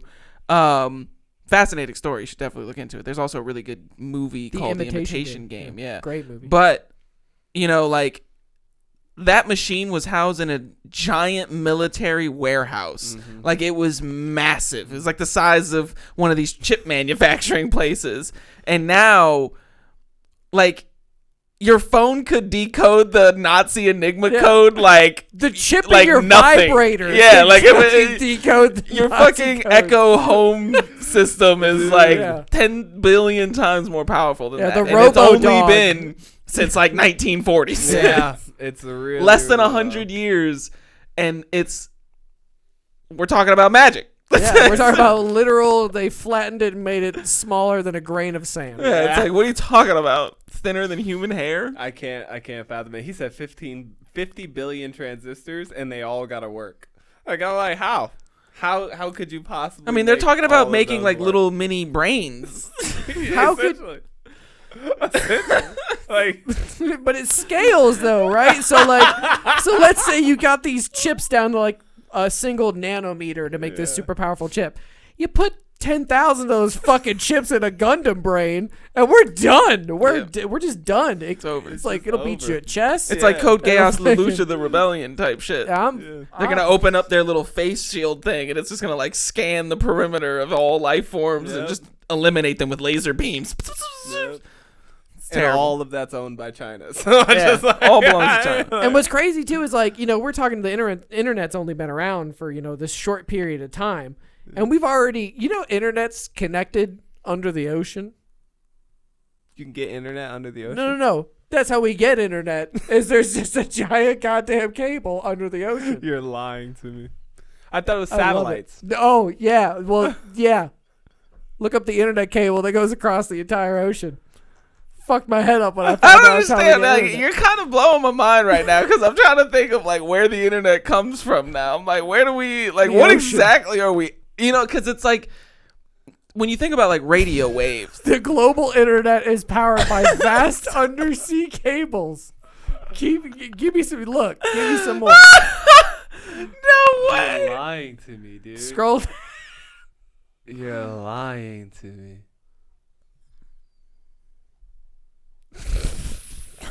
It's 0.6 inches wide. But what exactly does it do, It's though? one I of the don't most understand. enduring images of Vladimir Putin flexing his military might inside a Russian Navy submersible. But tonight, some are questioning if Putin is now doing more than just putting on a show under the sea.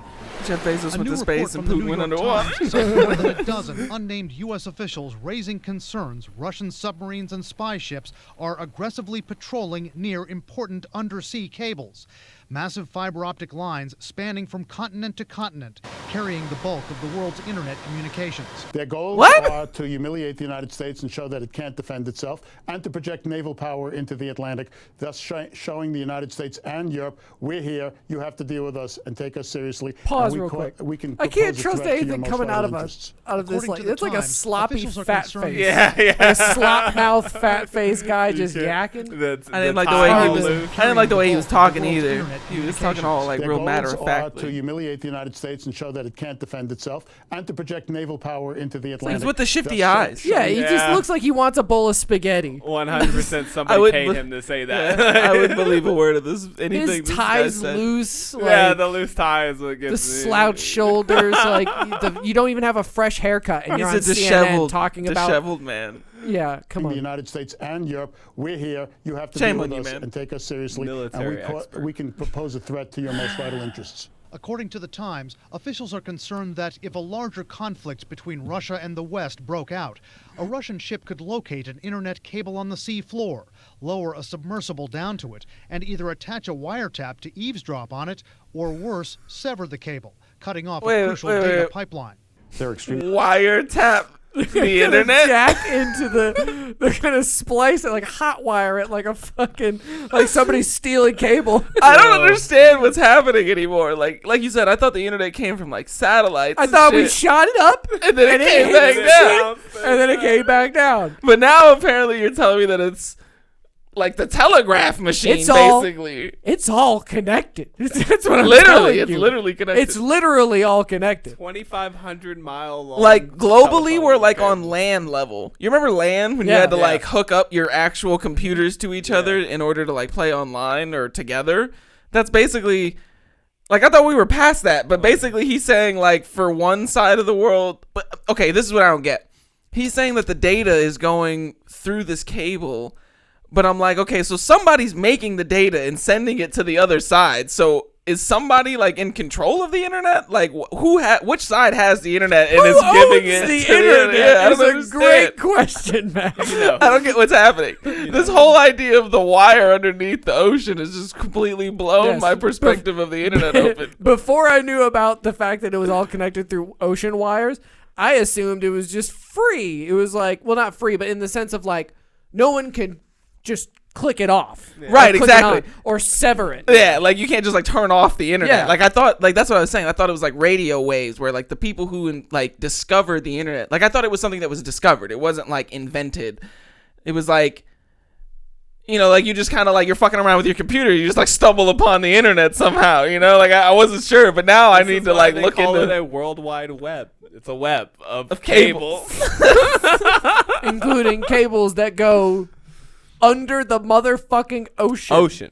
2,500 miles long. Yeah. Can you imagine if you like continent to continent? We're not just talking like across the bay here. I'm thinking of like future times, you know, you'll have like floating cities or like floating neighborhoods or something like that. Are we gonna have to have like a cable, like We're gonna be plugged into the ocean? You know what I mean? Like you're just gonna be flying, and you're just gonna be all of a sudden the pilot's just gonna like bank severely. You're like, oh, I forgot about the Chinese cable there. I'm also just like, I mean, isn't the ground like from the ocean top to the floor like hundreds and hundreds of miles? Yeah, isn't it like We've never been to the bottom, but the middle of the does it just go over the Marianas Trench? Because think about this, it's not just internet that's connected by fucking cables across the whole world. It's oil. Yeah. We also send Pipelines. oil by pipe across the motherfucking oceans. What's next? What else are we gonna be sending I just across keep the picturing motherfucking? a submarine just getting clotheslined by the internet, like just chugging along, and all of a sudden just like, What if like, yeah, like you know, not too long ago, Facebook was like down. They had like a huge shutdown or whatever. Like, can you imagine like waking up and the internet was just like down? Yeah, like where did these cables go? Like, yeah, what are they hooked up to? That's what I'm saying. Like an internet Chinese transistors is Yeah. what the fuck they're hooked up There's to, like buddy. some sort of place that collects like all the internet monitors data, the internet. Yeah, I don't understand. It's Think like about our power grid is electricity, and so there's these giant Chinese transformers in our electrical grid. The electrical grid is connected to the internet. Yeah. It's all a bunch of wires. Yeah, dude. I mean, I'm saying they're scary, bro. That's scary. It scared me. It scared me when I realized that it's just one wire chop away. It's scary what's going on. I don't know what to think about this, dude. Oh, this like, podcast is like, has blown my head. Yeah, I feel completely like the fuck the up. internet's not even real now. Like it's Yeah. like a fake thing. Yeah, it's very scary. Well, China controls the internet to some extent, right? Yeah. I mean, they control their internet. They like bans websites just like Websites, America does. You Yeah. know, can you just like be in China and just get a VPN for like one of these other places? I feel like you could probably. It's difficult. Like you know, I'm on Reddit and some different, you know, online privacy subreddits and stuff, and it's different because it's hard. Like even if you're the people that are like Chinese that are usually posting in there don't live in China. I don't know.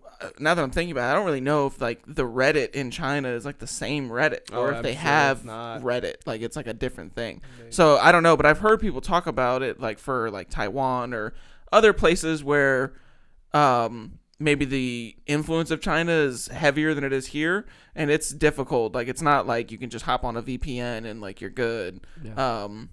And really, it's not like that here either. Like after doing all the research that I did, I came to the conclusion that online privacy is just really not even a thing. Like you can take all the most extreme measures, but unless you get to that most extreme measure of just like not interacting with the internet at all, there's no. Because it's obviously owned, like you said, it's obviously owned by an entity that distributes. Somebody's monitoring, internet service provider, right? Like so, like somebody's. Where are they getting this internet from? Yeah. Right? And so somebody has an overall control over that, and sure, your VPN might spoof the AT&T guys, or like the mid-level guys, but if the person who runs the internet wants to know who you are, if the one world government plugged those fucking two cables together. Like when did we sign that treaty? I didn't see any negotiation of where these wires go and who's gonna. You know what this makes me think of though?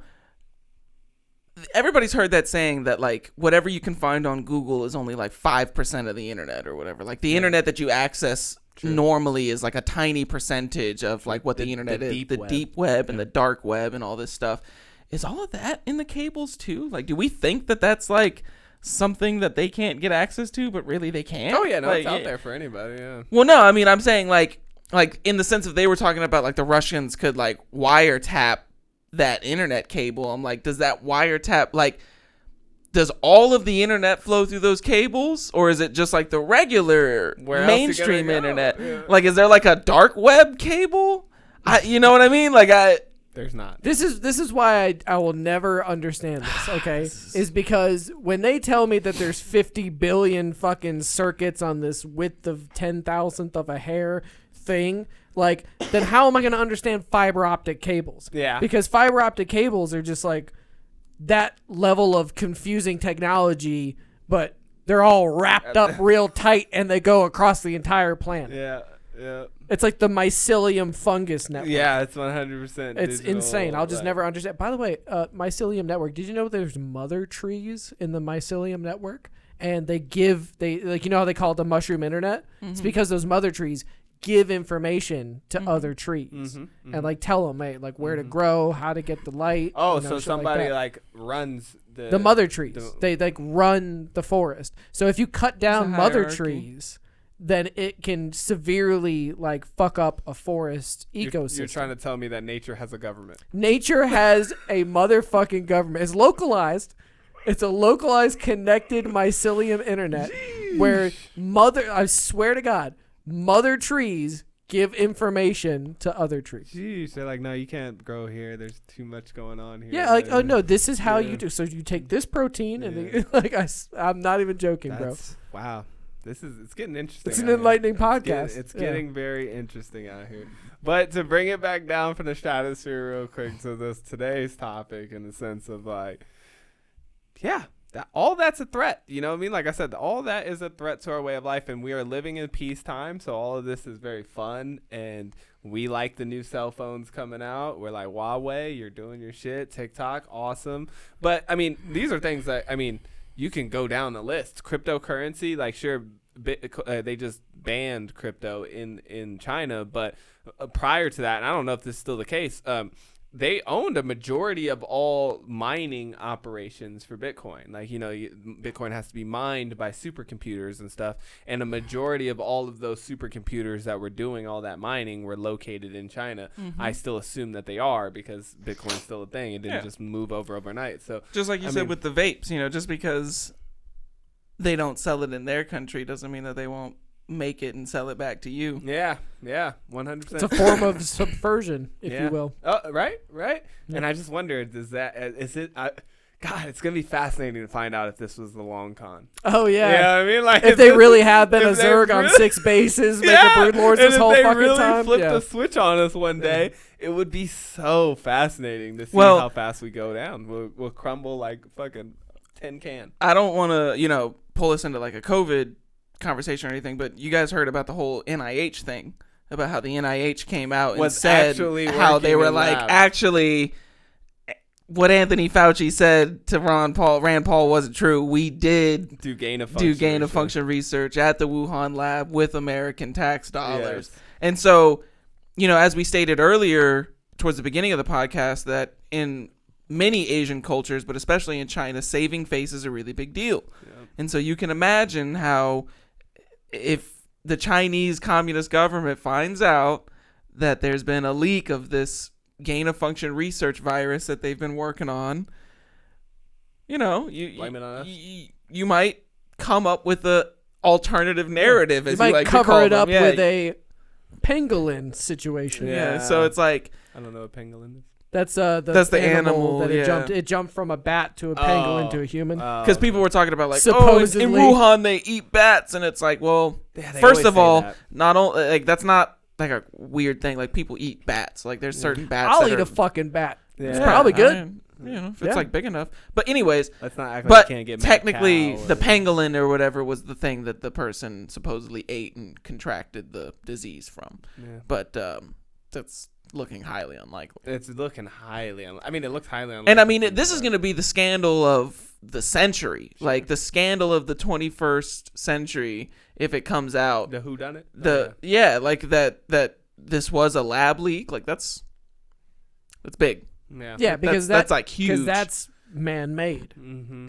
So if you alter a virus and then you accidentally release it to the public and kill millions of people, warfare, essentially subverting. That's a lot worse than like, Saddam Hussein, like used chemical agents on his people. Right. You used chemical agents on the entire world. Yeah, 100%. So, it's gonna be sketchy, man. And we were funding it. That's crazy. Right? We were right. But that's like crazy. Is that like we have like this whole hands-off approach with China. We have all these like trade sanctions and all this crazy shit going on. But we'll give you money to do gain-of-function research in your Chinese laboratory. Yeah. We'll give you American money for that. Yeah. We're not going to use our American money for other stuff, but we'll use it to make gain-of-function research happen in China. Mm-hmm. And gender studies in Middle Eastern countries. Don't forget about that. Yeah. $10 million for that. We've been spending on some wild shit that we could really, I think a return to like focusing on us and like doing our thing is sorely needed in our society at the moment, because I think that we got complacent, is just kind of how I see it. I think we got complacent. I think we got to the top and we were like, we're the bad boys now. And like, we could do whatever the fuck we want to. And I think that persona is quickly evaded. I mean, it's the initial step of the downfall of any great empire. Right. All throughout society, the very first step is you start thinking you're too big for your britches. Yeah. Or you get too big for your britches. And that happened to Rome. That happened to ancient China, which used to be the most advanced country, and they're quickly becoming it again. Yeah, they're like China's like the Pittsburgh Steelers of like countries. Like they're going for their second Super Bowl. It was England's got one, we got one, China had one back in the day.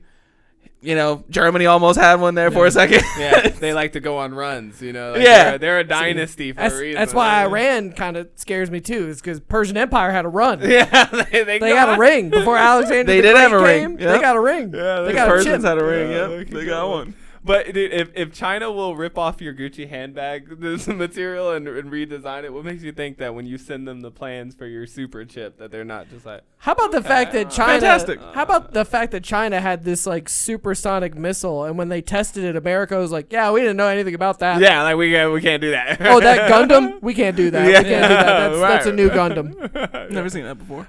I definitely think they're gonna pop off one of those. When you that's build John's great conspiracy, and now I'm like, the more I see. Oh, dude, mech suits is totally a thing. Like, don't get it twisted. When you build a manufacturing facility that takes you like what they say 4 years. I think it said 2 years and $10 billion. 2024 is when they said it would come online. And they've been already working on it for a couple of years. So yeah, about so 5 years. You've got tens of billions of dollars sunk into a place in the Arizona desert. That's how many square feet? Yeah, 2.8 million. Yeah, you can't tell me like, okay, we have inspectors that could go in there and stuff, but who's to say they don't just like, all right, we're gonna start building Gundams. I mean, it seems like a lot of space for such tiny little chips. You know what I mean? Like, I understand that the whole idea is to make like upping production, but that's a lot of square feet for something that's 3 nanometers long. But how big do you think the ultraviolet ray sure it's shooting huge. machine. I'm sure it's huge. It's like- You know, It's like probably like a Hadron Collider. Like, yeah, like it's a massive facility. Like that just like funnels down to this one itty bitty little light beam. But this really makes me think, like, you know, we talk about shit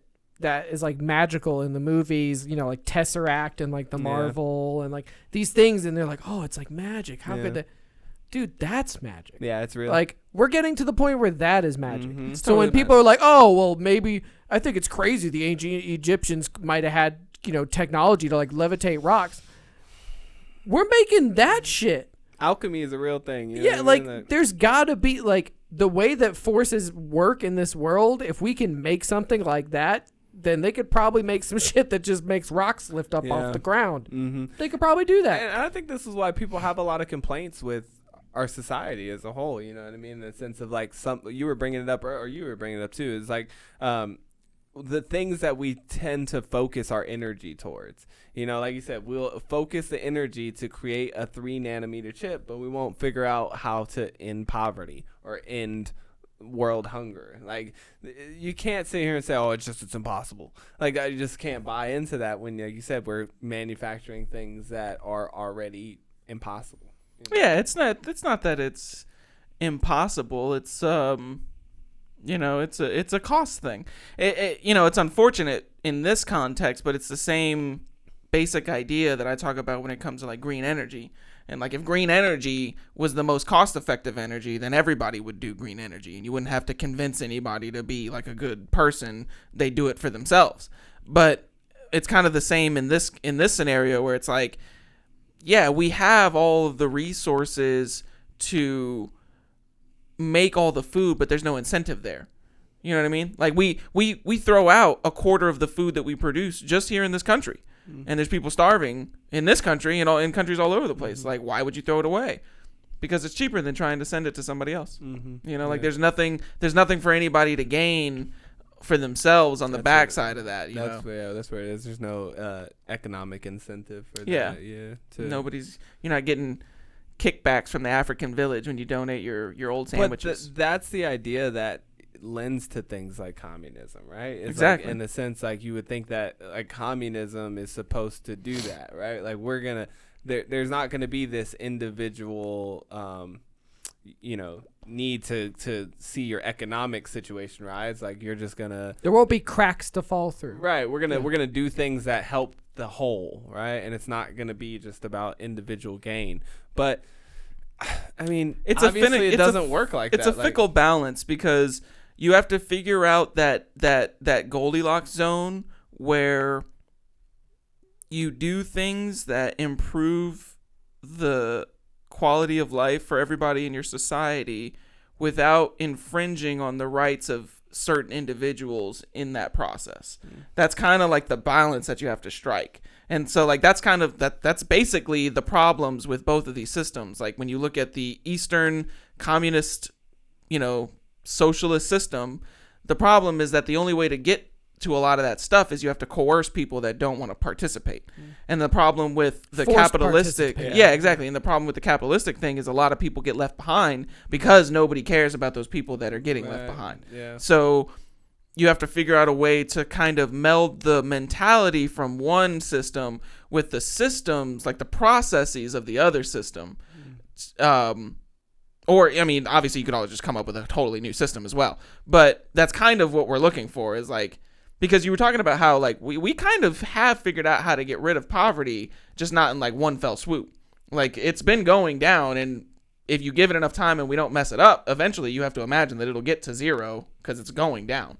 But the problem is that as humans, we tend to stumble into good things without realizing it, and then shoot ourselves in the foot by thinking that we understand it when we really don't. You know what I mean? Like, we fall into something like electricity, like gain of function research. Like any sort of thing, you know, science, all choices are double-edged in a sense, you know, and that comes down to the technology that you look into or don't look into, or the foreign policy tactics that you take or that you don't take. Like, they're all going to have pros and cons to each of them. And so it's about finding the balance and through trial and error, and just being like, okay, where do we find the best way to help as many people as possible and not hurt anybody in the process. Food is a great example, because with food, it was like, okay, how do we make food last longer, fill you up more, and then make you want to eat more?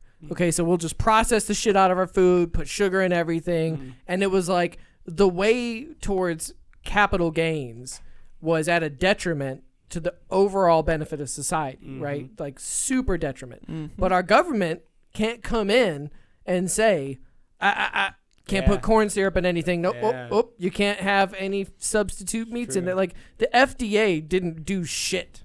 They didn't do shit. They were like, all right, Taco Bell, you can't call it meat. Yeah. But it was like they still feed us the fucking meat substitute, and we eat it. Yeah. It's like they can't come down and just say no. So that's why we have ketchup that's full of fucking sugar and syrup, and our bread has fucking the same shit as yoga mats in it. Yep. Like that's the thing. You know, how do you keep your society healthy while also giving them the option to be a fat slob? Yep. You know what I mean? Like, how do you convince them to be healthy while not removing the freedom to make that choice for themselves? Yeah. You know what I mean? Yeah, and if like, it's tough. Like, you have to sit somebody down in front of a big buffet of McDonald's or like one salad and be like, look, you got to make a choice here. Yeah. Like, who? And then that's a fucking hard choice. You stick them in an economy, right, where their $1 can buy them a cheeseburger, right? But their $1 can buy them like a 3/4 Tiny of an little apple, salad, you know, or like I've never seen a salad under $2.50. The smallest salad you could okay, a bag of shredded iceberg lettuce is still like $1.99. Yeah. This is the thing, though. Yeah, it's like the thing with vegetables is like it's cheap in bulk. You know, like when you buy like a whole bundle of carrots, it's like you're getting a good deal. $1 or $2 or something for, but you can eat those carrots for like a long time. Yeah. But the thing is that like our culture is so right now, gotta have it this second, gotta have it the easiest, gotta have it the most convenient. So when you only have $1 and you're hungry and you're not thinking about the second, third hand consequences, your logical conclusion is cheeseburger rather than I'm going to wait till I get another $1 and then I'll go buy some carrots. Yeah, and then I can eat those carrots for 3 days. Yeah. You know, Well, which is why like the Little Caesars hot and ready $5 fresh pizza is the game, because you can eat 4 pieces for one meal and then eat 4 pieces for another meal. I mean, you knocked out 2 meals for $5. That's just simple economics. I mean, that's just economic. Dude, I was on Reddit in the frugal subreddit, and this guy, like, there was this whole news article about how this subreddit. Yeah. Dude, there's so many good ideas out there. It's like an episode of Seinfeld. I love it. Keep going. So this guy, he apparently found out, like, he lived in Florida and he like worked 5 minutes down the road from Magic Mountain Six Flags, and he found out that for like $150 you could get an annual pass to the Six Flags, and it comes with 2 free meal tickets per day. And so he found out that he could go there and eat lunch and dinner every day for $150 a year, which is obviously way cheaper than most people's grocery expenses for a year. Or your eating out expenses. But like basically he was like only eating breakfast at his house. Even if all you get is a third of your meals, that's still a fucking deal. Huge. Yeah. And I mean, it's not like healthy food, obviously, because it's you know, Six Flags food. Well, that's but the it's joke. like, You're not getting vegetables with this right. free No, meal. nobody's giving you a salad or anything. But you're getting a Hot Pocket. But he was talking. He was like, I saved a shit ton of money. He paid off his student vaccinated. loans. He got married, had a nice wedding. They bought a house, and he was like, I saved so much money. How much time a day is he spending at Magic Mountain though? Like, can He you just- just run over there at lunch and then go home? and It's exactly work what he and did. then- He said on his lunch break, he would just drive down to the park, go in, because that's the thing is like they don't care what you do with the pass once you buy it. You know, whether you ride the rides or not is That you of can no enter and consequence. exit the park. Yeah, it's an annual pass. You just go in, go out, whatever. So, you know, he'd go in, get lunch, eat it, go back to the office, and then before he would leave to go home for work, he would just stop by the park and pick up his dinner. The way I used to be frugal was I would not be able to afford internet, and I would just play FIFA career mode on my Xbox. Can't spend money on foot coins like that. Exactly. Don't have to play online. Yep. Just play that stupid ass computer 1,000 times. Yep. That's frugality. Yeah, That's I've lived that frugal life. Oh, yeah. I used to have my my roommate. Well, she wasn't my roommate at the time, but she lived across from me, and she worked at Starbucks, and she used to bring back a bunch of those like croissant, sandwiches and just all kinds of the little snacks and food, because she knew that I always like never had food. Yeah. Because I would buy weed and then I would be like super hungry and not have any food. And she'd be like, I brought you some sausage egg McMuffins or whatever the fuck. And I'm like, oh, thanks. You're such a sweetheart. We survived on the road on just the $1 like sausage biscuits that you can get at McDonald's. Like you get 2 for $1 or something like that. And I mean, we ate those so every much. morning for like 60 days. And that you could have never spent that same amount of money and got like fresh radishes. Like, it's true. You just can't. I've seen people try to say that eating healthy is not expensive, but it is.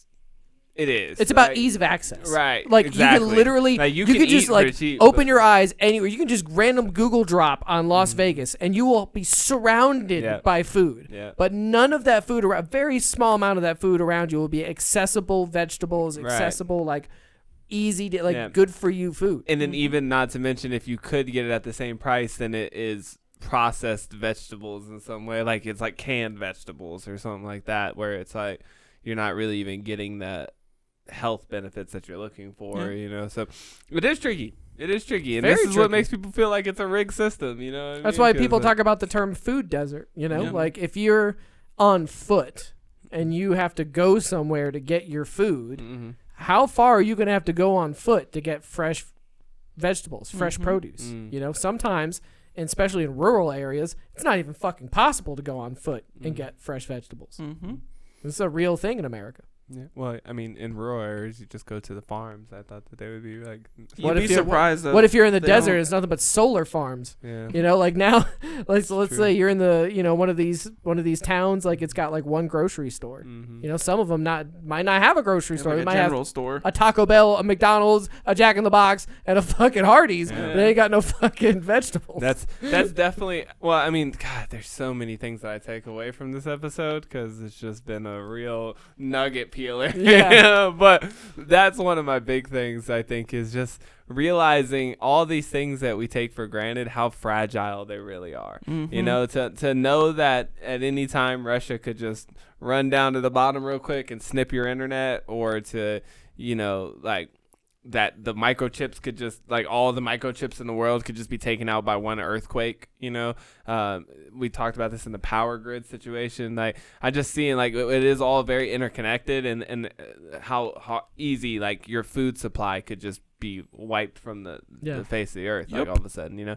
That's really interesting to me. And it doesn't have to be something like, an asteroid hit or something like that. It doesn't have to be any of that. The it can sun, be so innocuous. The sun has storms. If the sun has a bad storm, the sun had a really bad coronal ejection not that long ago, like 6-10 years within recent times, but it was facing the exact opposite away from us when it had this mass coronal ejection. So we didn't have like a crazy EMP the luckiest effect. Planet on the We're lucky because back in the 1800s it was facing us and hit us with a big coronal outburst, and if it had done that like current times, it would have acted like a giant EMP and fried all the circuits. Oh wow, that happened not too long ago in British Columbia, up in Canada.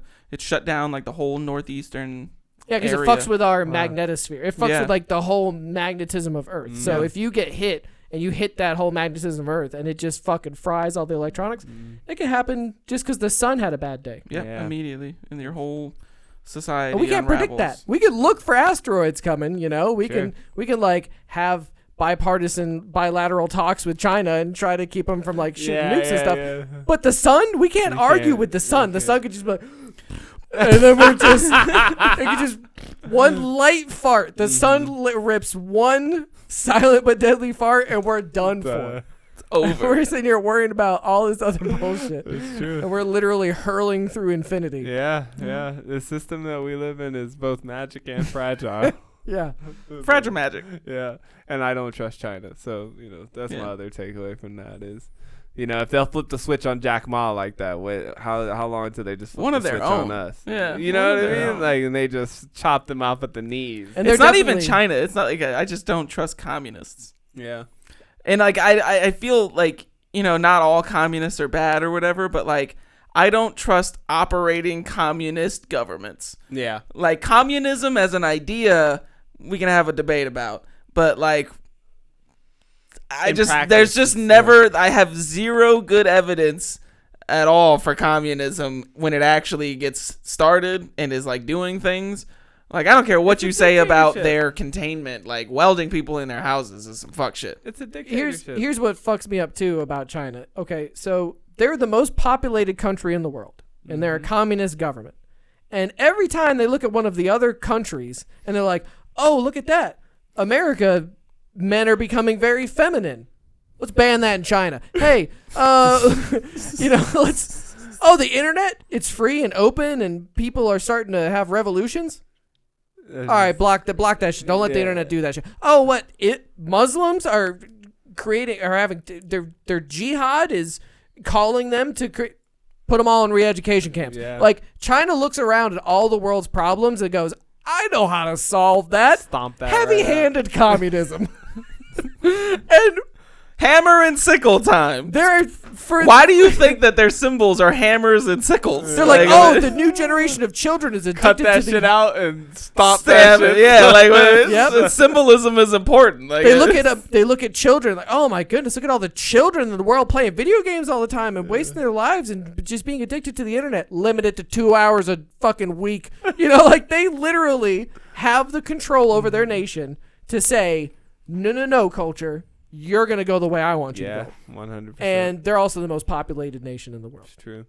I'll say this, too, into that light, because just also for the viewers at home, too, just to kind of clear the air in this situation, I'm talking about the Chinese Communist Party here. Like, like you said, communist government. Like, I don't... Yeah, when we just say China, insert Chinese Communist Party. Like, yes. There's 3 billion people in China. I'm pretty sure a vast majority of them are pretty chill folks. Yeah, they're pretty chill people. Just like doing their own thing. Because I complained, obviously, like when we were like, oh, it's a Wuhan lab leak and all that stuff, and you saw all these people trying to go after Chinese people, and I'm like, it's not the same thing. Like, it's not the same thing. Yeah, that's such a weird thing to like. Yeah, it just doesn't make sense. Like Asian people. Yeah, there's a lot of different kinds of Asian people. Right. If you have beef with the lab in Wuhan, take it up with the lab in Wuhan. Yeah. Why are you attacking people from just beating up some Vietnamese guy? Yeah, just like, this guy's louse, get him. What the fuck do they have to do with the Chinese Wuhan lab leak? Fuck that Vietnamese guy up.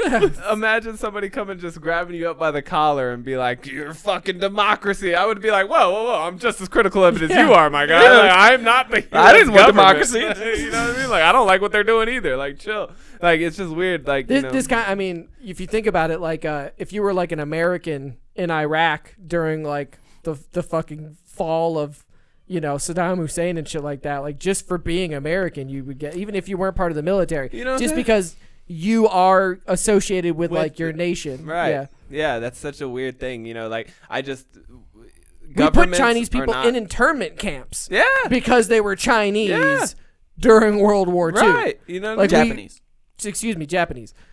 Still, fuck. We did it to Chinese people too, though. Yeah. Like, it's not like we've been the best friends of Chinese people over the years. But just this idea that you could be like, you look kind of like the people that we're beefing with, so we're gonna put you in an internment camp. Like a people. It's like, I've lived here for 37 years. Like, yeah, but your skin is still that tone I don't like. You're Japanese. Like, everybody knows you guys got a strong culture. Our relationship with our government, we're loosely affiliated. Yeah. It's like an acquaintance. I barely get to vote. And like, I know him. I see him around the office. But blaming me for the Afghanistan withdrawal is just short-sighted. It's short. You should really do your research on who to blame. Like, I didn't even get to vote on that guy. Like, so it's just it's weird. But I just wanted to make that distinction, because when I say I don't trust China, I don't mean like I don't trust Chinese people. I mean, like, China as a government entity, as a world power, they sketch me out, man. Sketch me out. Communism is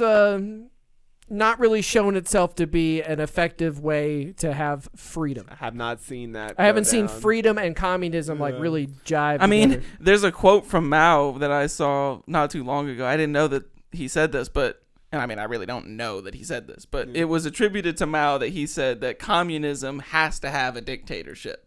Like, there's no way to have communism without a dictatorship. And I mean, if anybody knows anything about communism, it's Mao. Like, you know what I mean? Like, I understand that people are like, no, like, they just did it wrong or whatever. And it's like, look, this dude is like the biggest communist you could ever talk about. Like, you know, Stalin gets a lot of play, but because fundamentally, Mao is like, somebody's got to make the decisions. Like exactly. Like, that's the thing. Like, somebody's got to be the whole idea of communism. This is the best for is everybody. That somebody else is going to make decisions for you. So that somebody else has to be somebody. And you brought up a really good point earlier, which is like, what do you do with all the dissenters? You know, like you said, we can't even agree in our democracy. And at least the worst we can do is argue about it on Facebook.